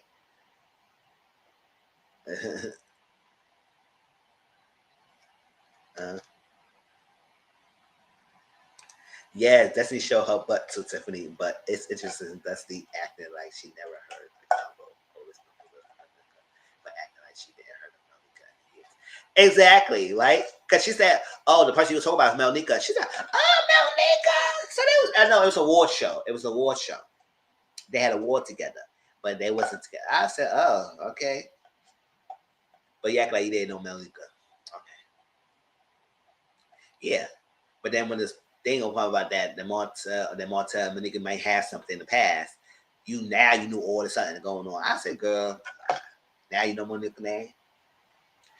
So yeah, she act like she didn't hear the conversation, but she was saying the timing was off. But yeah, Tiffany and Destiny got into a raw spot. On a tough start in the beginning. Now Destiny one had nothing to say, and Tisha had nothing to say. I said, what the point? And then Tisha said, oh, wow, I don't want to bring nothing in the past. I had no issue in the past. Everything was all taken care of because I don't even know the house and because nobody want to own up to this stuff. I said, oh, so you don't want to own up to your stuff either because you always think that you are perfect. And that's exactly what I don't like about Tisha. And everybody make it seem like, oh, since season one, Mel opened up her door by Tim China. So what? But Tisha was continuing, relevating, and also gloating and gleaning about the bonds in the marriage. You and your husband was doing that. That's what Martell made that 20 girlfriends comment because y'all was doing the most. So don't act like you was all innocent. So everybody was trying to say, I don't care who started first, who opened up, whatever. Tisha was not innocent. She was just as much guilty in demise and the friendship. If y'all want to blame Mel about it, she was talking about Mel, using Mel, and then laughing about her back. And Mel picked on it. So whatever Mel pettiness came from is because of that. So whatever y'all think, who I don't care. If y'all feel like Mel started first, she started first. Tisha had a hard hand in it, and she was definitely as part of guilty of being relevant of demise in the marriage. And she was. She was. And she come trying to act like she wasn't. So now she act like she don't understand all these little amounts that Mel has towards her. It's because of you. You act like you don't be doing nothing, but you doing stuff. And we see it.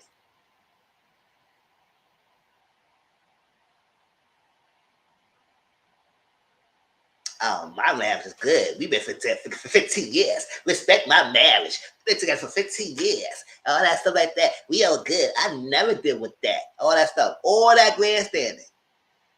So you had to understand that you don't understand why she was having an issue with you. We all knew that. But people act like, oh, well, Tisha never did anything to Mel. Mel was the one who was doing shit. I said, shut up. I don't care. But Tiffany said, was all over that. So did she say people was cheating on her husband with that? Yeah.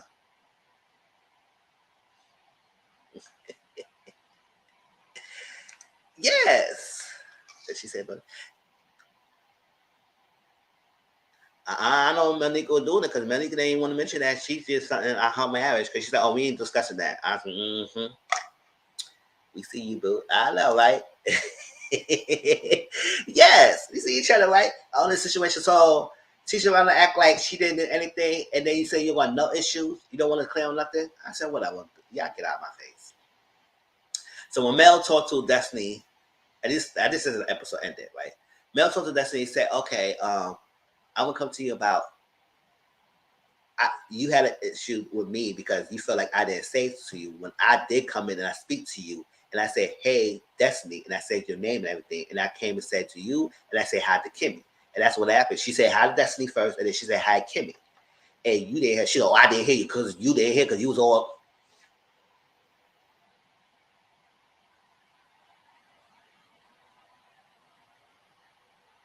that steak attitude, steak face, all over the day. So you didn't hear nothing. So they asked her, now that you know that she spoke, did it change anything? Nope. Nope. Everybody was like, oh, I was saying, I don't know why y'all got to defend her. I knew she was going to say that. Because she wanted to be hell bent being mad. I was like, okay. Your whole issue with Melody because she didn't speak. Now you feel like she did speak. Now your stand still didn't change. So your issue was not that she didn't speak to you. Your issue probably she just was there. That's what it was. Instead of making that as known, you made it as that she didn't speak to you. But now she said she speaks to you, and it's shown, it's proof that she spoke to you, and everybody was there, could agree that she spoke to you, and your stand still has changed. That means it was never about she didn't speak to you. It was like you didn't like her being there. That's what 0.1 it was. What it was. It didn't change honestly. It didn't change nothing. Honestly, it didn't change. I said it didn't change. You made a whole thing about that. And you told Stormy, you told Tiffany, you told everybody that Mel didn't speak to me. That I had issue with that because she didn't speak to me at my own event. She spoke to you and it didn't change. So it was not because she didn't speak to you, because she was there. Honestly, if that's in love with Mel, I don't know. And we all saw next week that Mel and Destiny gonna have a sit down. Finally gonna have a sit down. So we're gonna see if they cleared up anything. Yes, if you missed last live, watch the replay. Comment. Yes, share that. Great, appreciate it. Thank you, boo. I don't know what that is, but she just so mad. But what I do need to know, Destiny need to stop throwing in people's faces that you don't want to be a charity case. If you don't be a charity case, pay back that money. Get back the purse. Then you will not be a charity case. Or the money to help you get your lights on or rent. That doesn't mean anything. That's a charity case. Okay, pay it back. Then your debt is paid. But, oh well.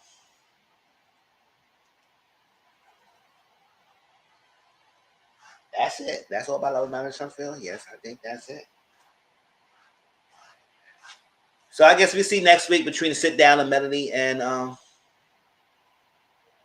the person who lost in travel. Yeah. Give it back.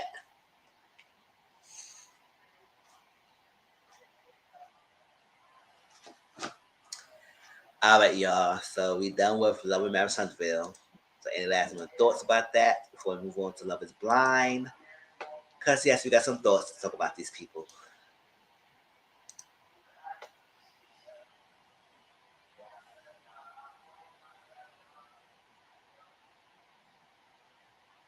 Yeah, he's somebody in the oil man lounge.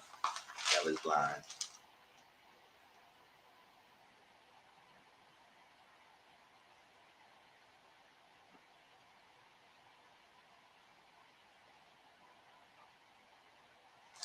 All right, let's go Love is Blind.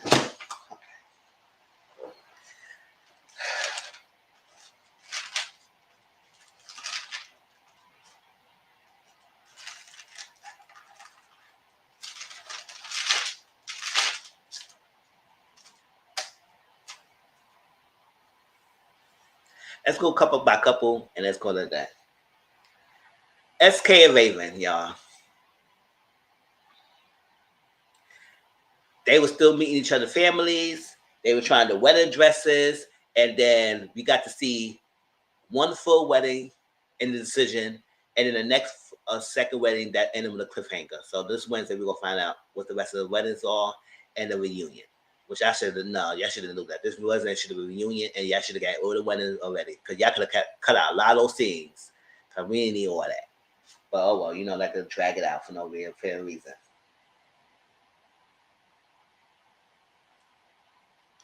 So they was talking. One thing they had issue with is the family thing, because when Raven went to try out the dress thing, she wanted to try to incorporate the Nigerian culture and it's like that. And they gave her a little, I don't butcher the name. They said that's the name. Y'all know the hairpiece name. Y'all tell me the name. I ain't butcher. It was a hair wrap piece. Put it together. It looked nice on Raven. It looked very nice on her. Everything. So they tried it on. They would try to tell her the expectation of culture. My thing about that, I said, granted, yes, she's incorporated with the culture, but yes, she has her own culture, her own things too. So as much as you want her to incorporate everything into the Nigerian culture and what his expectation is, can we understand that she has something she was before? She's not a Nigerian woman. So can she incorporate some of her values and standards in her own thing as well before y'all jump in her throat? That, oh, as a wife of the Nigerian, you always got things in the house. You always got the rights. You got to always have beef stew. You got stew whatever in the house. You always got to have this. You always got to have that. You got to be obedient. You got to be. It was all that stuff that being let you know you got to be a submissive and take a stance behind your husband. And to be honest, a lot of culture and African culture is like that a little bit in some way, shape, or form. Sometimes they get arranged marriages. They have some things like it's still going on today. So I get that. But at the same time, your son picked American women. So at the end of the day, she should not give up everything just to be subservient to the African culture. It is what it is. I know she's trying, but you have to understand that. So y'all was scaring this lady and telling about what she got to do. This, that. You got to do this. You got to do this. You got to do that. Do this. I was like, and she looked there like, what the? Bouncing her head back and forth, trying to figure out what the hell was going on. Why y'all so hard with this? So I was like, okay, good. That's that. So they had to sit down. SK and Raven had to sit down. And SK mentioned that how her family, his family, is kind of bummed out that Raven's family is not gonna be there. Because Raven's family said, they're not coming to the wedding. So I don't know the way why they want to come to the wedding, whatever reason, but they're not coming. They're not gonna be there. So it's kind of, I can understand it probably could hurt Raven that her family's not gonna be there. But they don't want to be taking no parts in the wedding. So I guess he felt something right about that because his family foundation and family values is strong, holy to his culture and everything. They could tell, so that they bummed out that her side of the family ain't gonna be there. Parents. And that's that. So he felt a little issue with that. But my thing is, now we're gonna jump in because I ain't gonna make a whole little monologue. Because if y'all didn't see the background of these couples, I did a review of last week. I'm gonna share this out now, so y'all can watch that live. So you the background, because I'm gonna give you a little briefly stuff of these people now of what happened since then, because we ain't gonna go too deep of everybody again. You wanna go to the deep background? Click on that link right there. Right. So my thing with SK and Raven is that there were some things in the relationship that I feel like they could have worked on and try to talk more of. But we didn't get that much talking and trying to find out they real angst with each other before the wedding. So when we got to the wedding, there was the first marriage of the show to be showcased. And SK Sakiro, this guy right here, he said no. He said not right now. He said not right now. And I don't know if they together on that. I don't care. I know everybody, Twitter gangsters and not Twitter gangsters, Twitter investigators and social media investigators and Google's investigators. Y'all probably find out. Y'all let me know. But other than that, I'm not doing all that. The show is show. Once it's off, it's off. I'm not going searching nobody's names. So and trying to figure out no public marriage records, because somebody tweeted me the other day said, according to records, 2 people say yes. I said, how do we know that? They said, public marriage records. I said, what the hell y'all going through all that for? Did y'all get your first and last name so y'all even figure out these people going after public records for? I said, y'all doing the most. Okay, whatever. I feel like everybody gonna say no. I tweeted that, and then somebody said, oh, according to thing, 2 people gonna say yes. I said, okay, I guess so. We can figure it out this Wednesday. But I'm not searching for no public marriage records. I don't even search for public marriage for the people I know right now. Fuck yeah, I don't care. You marry, you not marry. I don't got time for that. Shoot. I got my whole life. I ain't gonna look at no public marriage like this. What the hell go through all that for? Boy, bye. He said no, not right now. And he said some of the reasons why he didn't want to go is because he felt like her lifestyle, her finance lifestyle. Remember my live? Y'all go to live. She mentioned about how she had to get her hair that $500. She had to do her chiropractor. She had to do a massage. She had to do the suits. She don't want to go down and not compromise on her spending habits or her grooming services, so to speak, and her lifestyle is like she's accustomed to traveling and all that stuff like she like to do. She wants her husband to be supply that, and I said, how you gonna pick someone who's going to school when you already knew he was going to school to do that? Your lifestyle, so you don't want to compromise. So that's one thing he had an issue with. The family bringing, not being there, the final expectations. He had an issue with that. So he says there's a lot of other things that we had to work on and stuff. I would say okay, but I feel like you never really made an issue or brought it up to the point that you let her know that this was a problem with you. You talked about like how you had some things about how you got school, how this, you going to compromise, but you never really made you say like, you know what, we about to get married. I need to know some things before I make my decision. Now, I know people say, oh, he probably already told it already, because I know some of these shows, they already knew their decision. They had to play it out and still had to do the wedding because that's part of their contract. So some of these people already know that the person is going to say no. They just have to play it out.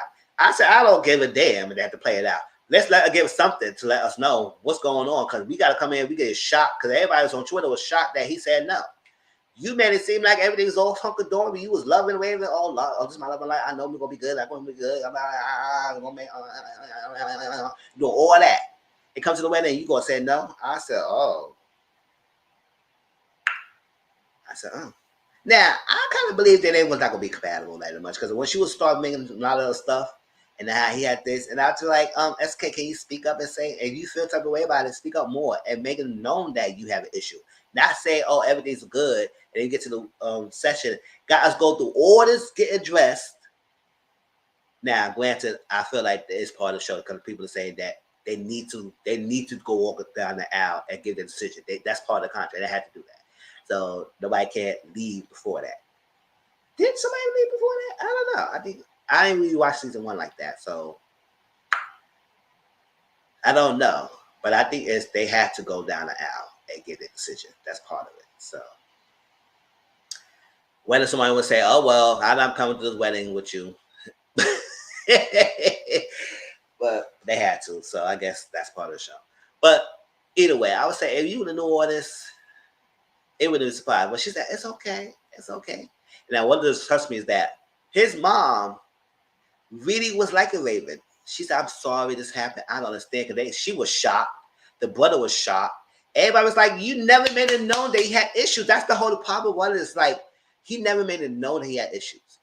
And I don't want to care about no, oh, he, some people say, oh, yeah, he did say something. What he said, he even said much that made her realize it was something. And if she was trying to dismiss it, let her know that don't dismiss me. I don't want to hear it.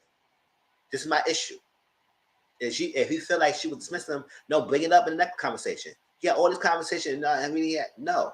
All these dates, none of the stuff. We y'all went on a, what y'all call that boat ride? What is it called?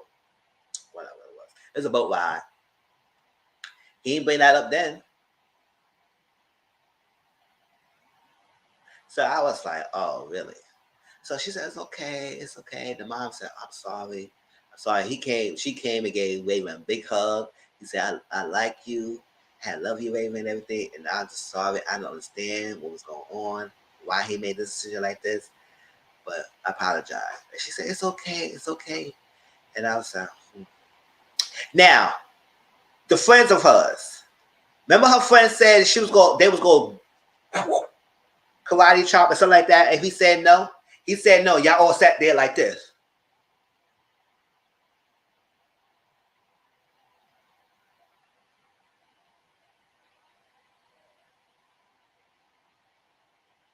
Not one of y'all got up and consoled this girl. Not one of y'all got up and went behind her and trying to see if she's okay.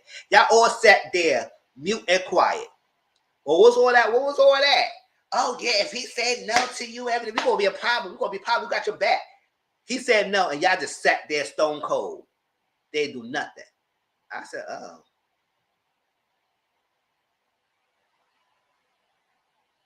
friends, oh, y'all not gonna get up and say something?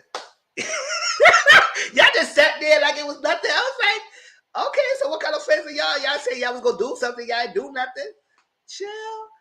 Whatever. That was all talk. No, yeah, because I was like, nobody said nothing. He said one friend said, Sakira, why the hell you said what? None of y'all saying that. They friends just sat there and did nothing. Nobody even came to the room and said anything and see if Raven was okay. None of her friends came to the room. I was like, ooh. CM said the show. Now, Alexa and Brennan, whether they come up yet, but some of the issues they had with them. I feel like Brennan is a yes man. Whoever watched the show, can y'all give me the same thing? Y'all get the same feeling about Brennan? Because I feel like Brennan was always like he liked Alexis. He always make her happy, all that stuff. Even though some of the stuff that she brought up about how her finances is really good, she wanted to get a prenup, she wanted a lifestyle that she was comfortable. Her father was telling her, listen, I gave my daughter a lifestyle and I need you to live up to expectations. I don't know what type of lifestyle it is, all that stuff. And he said, oh yeah, I'm gonna make her happy. I want to make her this other stuff. And then that prenup, baby. And you know that prenup that the father said? Because I guess there's a Jewish background, they're gonna have a Jewish upbringing and stuff like that. So it's some things you gotta know. The kids kids gotta follow the mother of religion if they get born. That's one thing. He said he wanna convert to Judaism or whatever, or all that stuff. That's nothing. That's that. Then the prenup. He said, oh, when you get a prenup, you got to make sure she's good, the kid's good. You got monthly finance and all that stuff like that. And I said, oh, is this a prenup or this some alimony? Because it seemed like it's an alimony. I said, according to the prenup, you got to make sure both of places cases. Brennan, if you would sign that prenup, you a dumb fool. At the end of the day, I don't care who y'all are. The prenup should protect both person. I know the prenup, whoever acts for a prenup is going to protect their assets. That's fine. But don't leave me no destitute and think I got to continue doing something like that afterwards. I'm telling I got to check this. I got to check this freaking contract and see what you putting in here. Because I can sign my life away. And I got to be always indebted to you at the divorce. Hell to the no. So, Brendan, you signed that thing if you want to. But I sound like a whole animal. I ain't signing no prenup. And I tweeted that. A lot of people liked it too. But I was like, what the hell is this? So I feel like that scared him away. And we also got to find out that his family always said that Brennan, he get hot. Brennan's like, he loves hard, but he gets scared. So he might get cold feet. It actually have a habit of doing this. So when that prenup was mentioned, I was like, okay, and everything else. And I said, granted, like I told people, Raven, Alexa, you continue to have the lifestyle you want, but don't choose a partner that cannot supply the lifestyle. That don't make any sense. Your dunce caps. I don't understand that. If you custom to a certain lifestyle.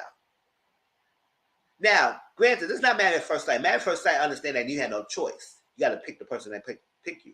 But I would tell people, do not pair with no one who cannot supply my lifestyle. I like to go on trips every week. I like to do this. If somebody cannot have that same kind of aspect, do not pair with someone who's a penny pincher. Boy, bye. You penny pinch. Now, granted, I'm not supplying nobody in the lifestyle who's more than I supply myself. Child. Granted. I know every now and then people get their hair done, nails like that, they get nails done like they get. Every now and then, my mom asks me for nails. I give them to her every now and then. I know how much it is. I get my pedicure and manicure sometimes, and I get like a spa pedicure and regular manicure. They come like $70, $80. That's just fine. That's cute. But I'm not supplying nobody figure thing who got $100 or more for some figure manicure or pedicure or something like that. I said, you got that out of my mind, and I don't give me that. If my figure manicure pedicure is less than $100, you're not getting nowhere near past that. You're not getting that. That's Nope. If I work a 9 to 5 and I don't go trips like that, you go trips every week. You think I'm applying for your freaking bed plane tickets every week and all something? I'm not doing that. Call me stickly. I don't care what y'all call me. I'm 36 years old. I don't care what y'all call me. At the end of the day, I'm not supplying all that. If I don't do that for myself, I'm not doing that for someone else. So why y'all choose a person who cannot supply that? Raven, why you choose a person who going to school? He told you going to school for 2 years in a whole full ride scholarship, and you want to expect him to do all that? That's that. Alexa, you got a customer lifestyle. Why? You could have figured Andrew. Andrew do the same thing like you do. He could have supplied your lifestyle.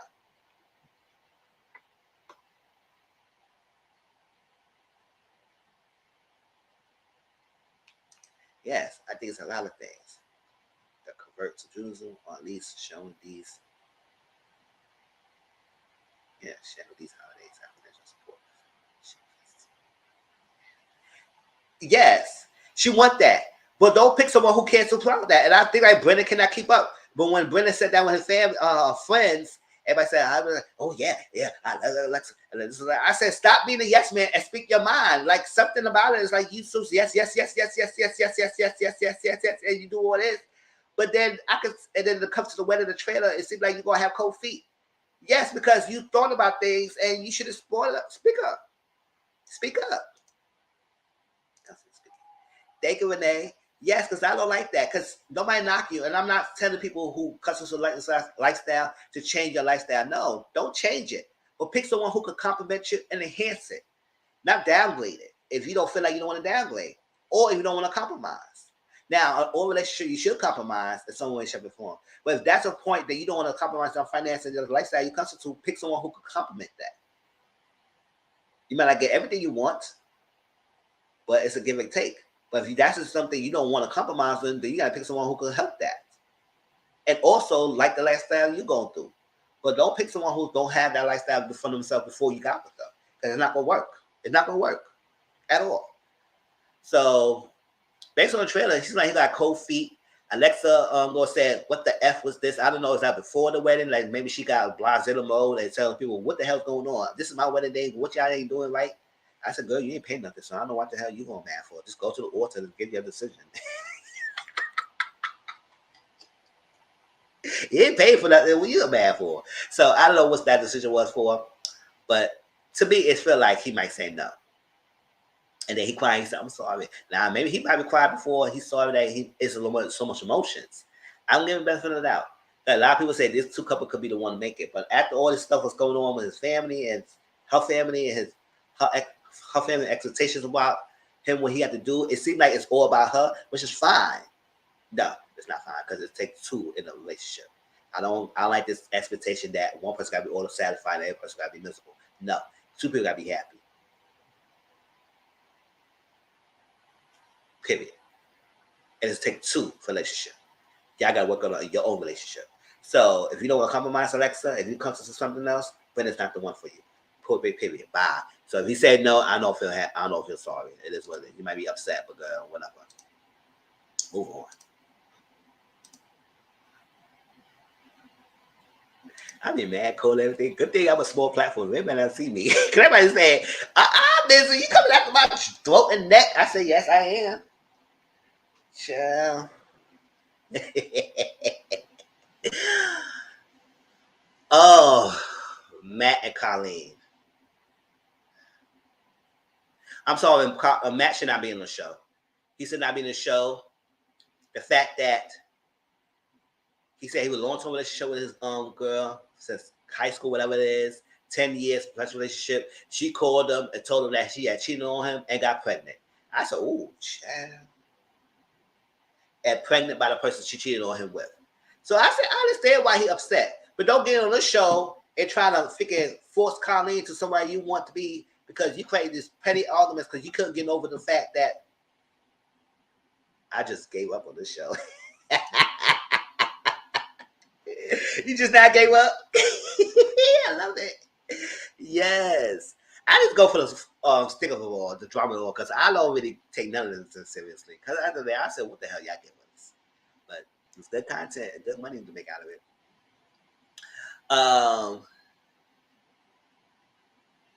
Almost done. Yeah, he came on the show knowing that he had his whole heart. Like, you need to get healed. Get healed from that situation before you got with Colleen. Because every little situation, small petty arguments, you is making a whole big deal about it and you blowing up. It come to find out. Remember I told you about my life that he had a blood ball about her going to the club? Guess the tea, y'all. He knew that she was going. All the ladies, after that event that happened, all the ladies decided they was going to the club. Maybe Nancy left early, whatever happened, whatever. Some of the ladies got together and said we're going to go, and the guys were going to get together and go somewhere. She FaceTimed him, said we're going to come in. He said he's going to meet her there. He FaceTimed her there. She FaceTimed him again when she was there. He know when the show to find out. And come to find out, he got so pissed off that he was going to go and leave the. Remember, so in my life, he was going to pack his bags. He said, "What is?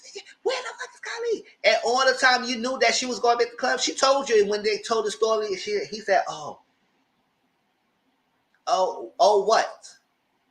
So you was that drunk? You forgot all that? You forgot she FaceTimed you twice? You forgot that y'all had plans to go to the club together? Or at least meet up together? Or meet up to the club later on? I'll blame you either, CM. Child, because this show is like it's crazy. And you forgot all that, but you big mad and blew up on her like that. Knowing that you knew all this long time. And he had nothing to feel sorry for her. Now he want to apologize. He said, oh, yeah. I said, mm-hmm. So now Carly had reservations, well, she should. Because she said, I don't have a problem with Matt. There's one thing about Carly. I said, Carly, speak. Because the moment when he had the dinner thing and he had like an aquarium and so nice and ambiance setting and so nice bluish. I like my color. That's my favorite color. All that stuff like that. And setting the dinner table was so romantical and everything. And then he was asking her to speak. He said, how you feel? Like, if you had a decision, what would you feel? She said, Matt, it's like, yeah, I got some. I said, girl, say it. Say no. It took a while. She said, no, at right now, Matt, no. Can you try to, he actually said, he's speaking, he understand because some of the friends say, oh yeah, he takes something out of proportion at times and everything, but he's well and everything. And then at one time he had to sit down with his friend and he's told his friend the truth. He said, listen, yes, I created some small petty arguments that created some bigger things. It was my fault, it's my fault. Glad he understand that he did most of the thing. And he was an issue about why they have a breakdown right now. So he took all his ex that he had his own ex-wife and projected on Colleen.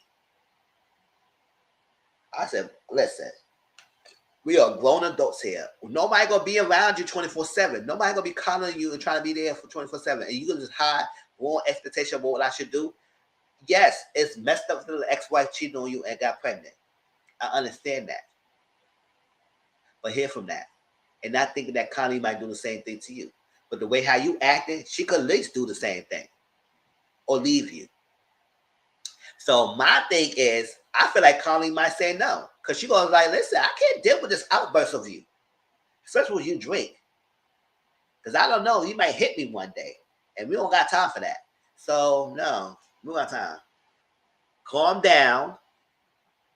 Think about things. And let us get to it.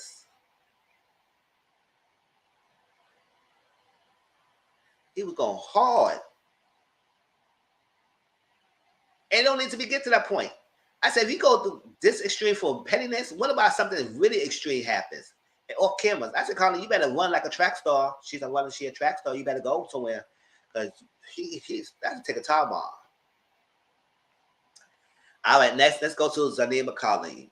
We didn't get that ready yet. The only wedding we only saw was Nancy Bartese. And we will get to that last. And then SK Raven. SK Raven, I told you their decision. Nancy Bartese was a cliffhanger. Everybody else, we're going to see this Wednesday. Zanib and Cole. You know what? Zanib was never over the comment that he made that he's not attracted to her. Point blank period. She never over it.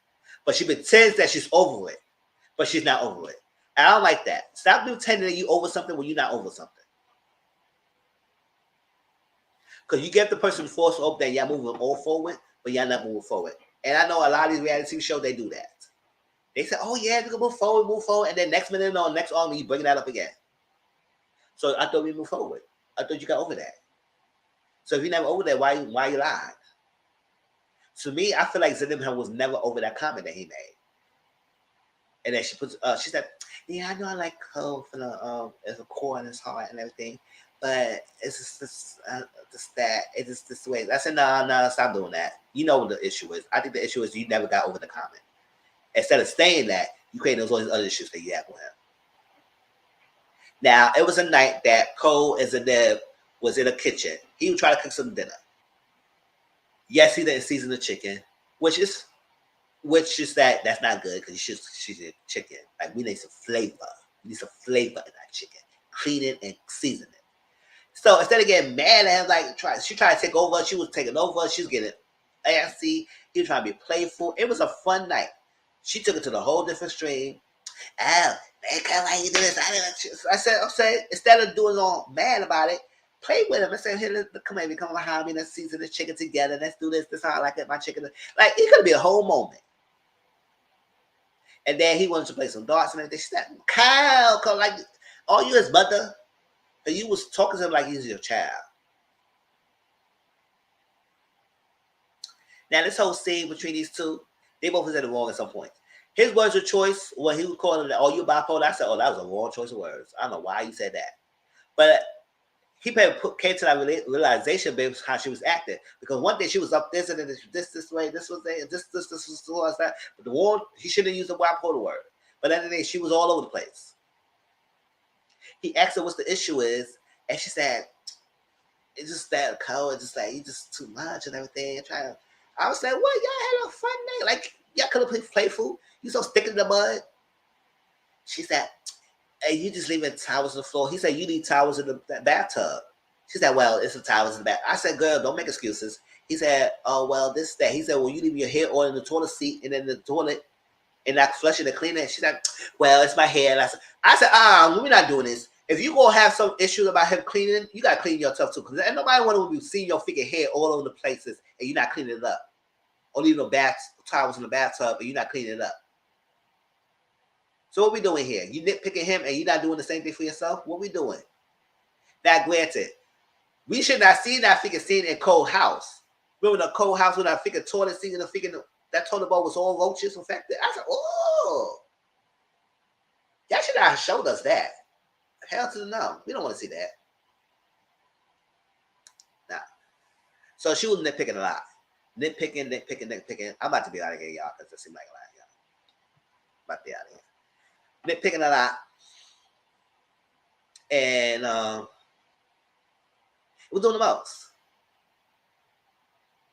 And he said, what's going on? And he said, oh, you got to be so unassuming. Unassuming? Hey, you haven't dated women around before? You haven't know women? I was like, stop generalizing. It's about you, not about all the women.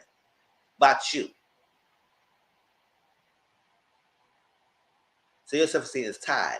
So I feel like Zanab, listen, You and Cole should not be together. Y'all don't have no match. And when a day, don't even fuck us and say yes. Just say no. Because I feel like you was never over that comment. Which is, it's your right to be not over it. Because he can say you was a 9 out of 10 and everybody was 10 out of 10. And I said, that's your fault asking to rate him. I tell people, stop asking people to rate you. Stop asking people to rate you because that seems like some deep seed of insecurity. Oh, when I am, babe, can you rate me?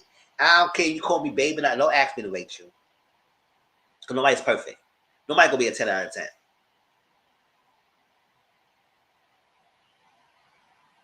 So if you're not going to say that out of 10,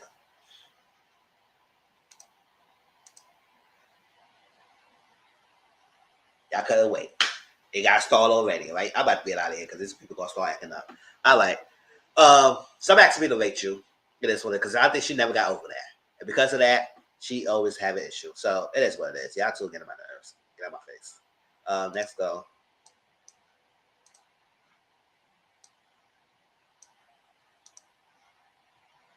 This is another person who's agitated me, especially Bartiz.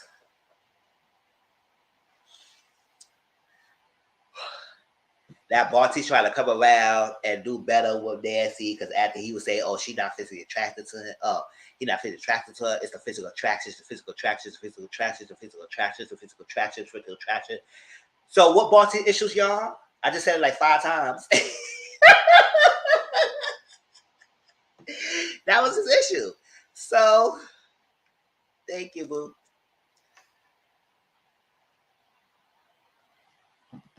That was his issue. Physical attraction. And then he was talking about his family. His family was cool with Nancy. Especially his sister. His sister said, I like Nancy. She's a cool girl. Love her and everything. She's great. Nancy's great. Now, Nancy's side of the family, they might not like Bartiz like that. But that's her side of the family. But his side of the family was so cool with Nancy. So don't try to come around and act like your family's still not cool with her. I said, what are you making it seem like? And then his friends came around. Short, y'all. People were roasting Bartiz and his friends. No, people roasted Bartiz on Twitter. He said, I know he come around talking about physical attraction and support, and then his friends look like that. I said, oh, child.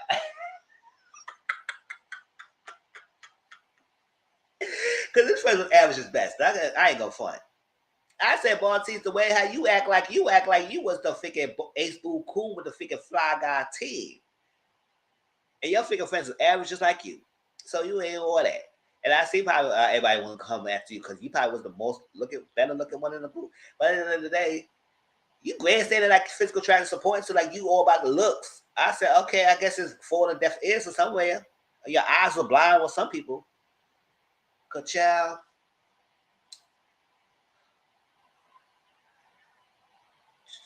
that. So the family said it was cool. And they make it seem like the family has an issue with Nancy. I said, no, the family had an issue because your own sister said in front of your face that she liked Nancy. So when that was being said, and his mom was like cool with Nancy too. I think who was it, brother? Somebody, people they like Nancy. They like Nancy. It was cool. But then his father came with khakis. So I said, what the fuck came with khakis in the wedding? So that means you didn't even care for this wedding either. Khakis? Ooh, throw yourself away. Child, don't come off thinking wearing khakis. You better wear some dress pants or something like that. Come off thinking wearing khakis. You get escorted out the door. Ooh, khakis are thinking low vibrational suit color. I said it. Coming off thinking wearing khakis. I saw him going with khakis and a figure blazer. I said, what the hell was that? Chill. So that means you didn't care for this wedding either. Figure father, figure douchebag ass. Never mind. Let's move on. Let me stop roasting. Hang on 1 second.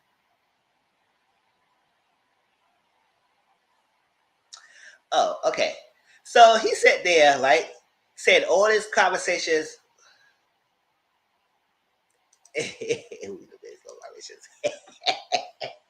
He sat there having his whole soliloquy and a figure, he read this figure thing that he was going to say about Nancy. He read a lot of things. He had this whole thing and said how, he mentioned something in a group text. Oh, that's what prompted people to say something on Twitter as well. Oh, Bartiz mentioned that,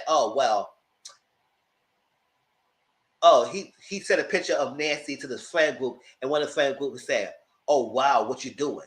So people will say, "Oh, so your friends thought that Nancy was ugly too, because you all about physical attractions." So everybody say, "Oh, why would you do this?" A friend said, "No, that's not what we meant. We meant say, oh, we never heard from him since he got in the show, and then he said he's gonna get proposed. That's what he was referring to."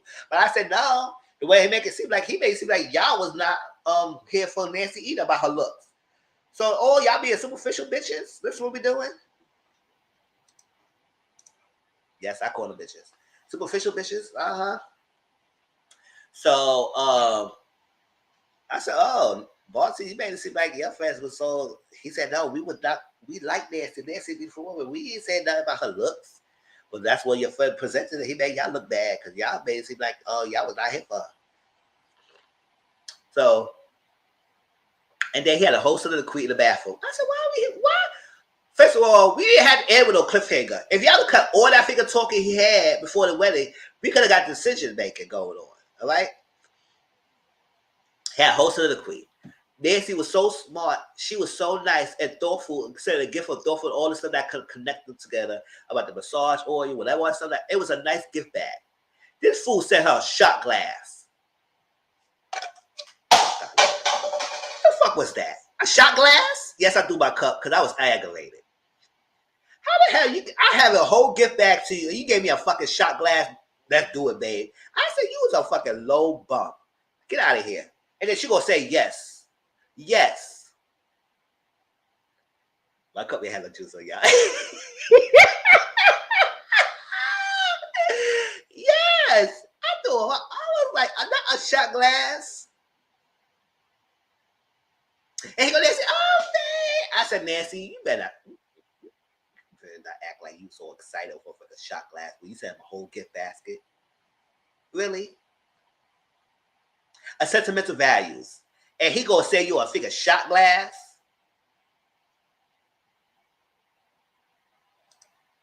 Thank you, boo. Child. Bartisa got cursed out. I said, "I know you did not send me a shot glass, and I said you figure basketball on all this stuff."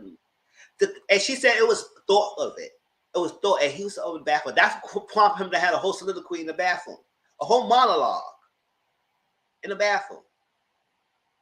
I said, this guy do a lot of talking. Okay. We get to the wedding. Nancy brother was like this. While we here. And a phrase. "Let's do it, babe." That's all you got to say? That's all you said?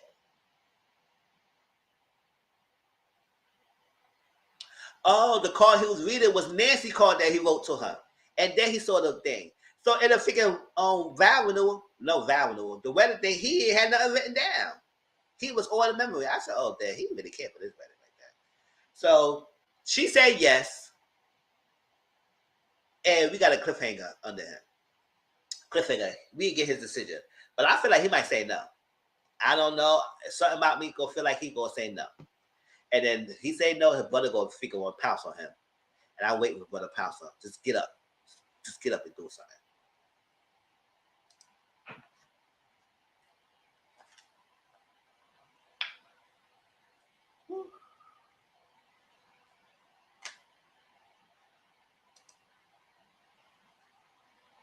Yeah, that's another line, y'all. Because we gotta wait till this Wednesday for the finale and the reunion, and then I give y'all more for next Sunday.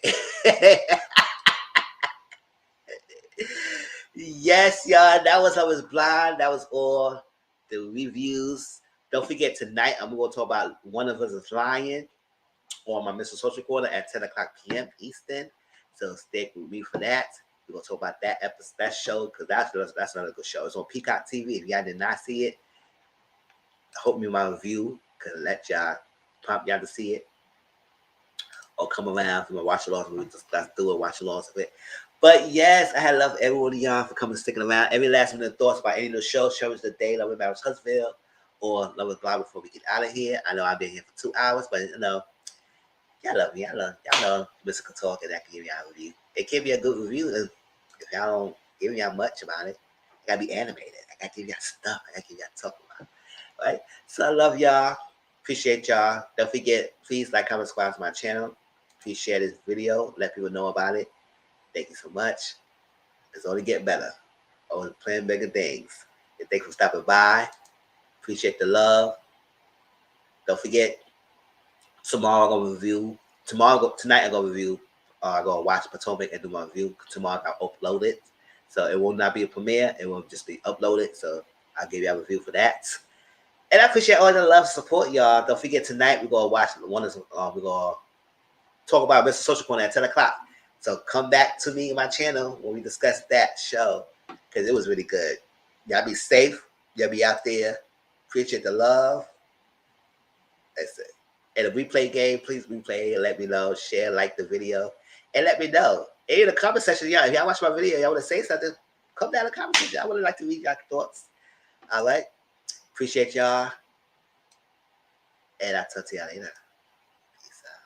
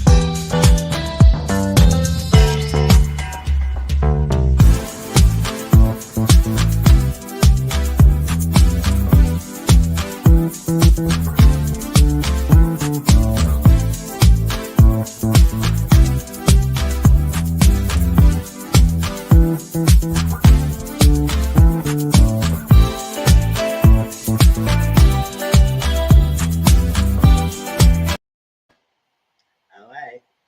Peace out.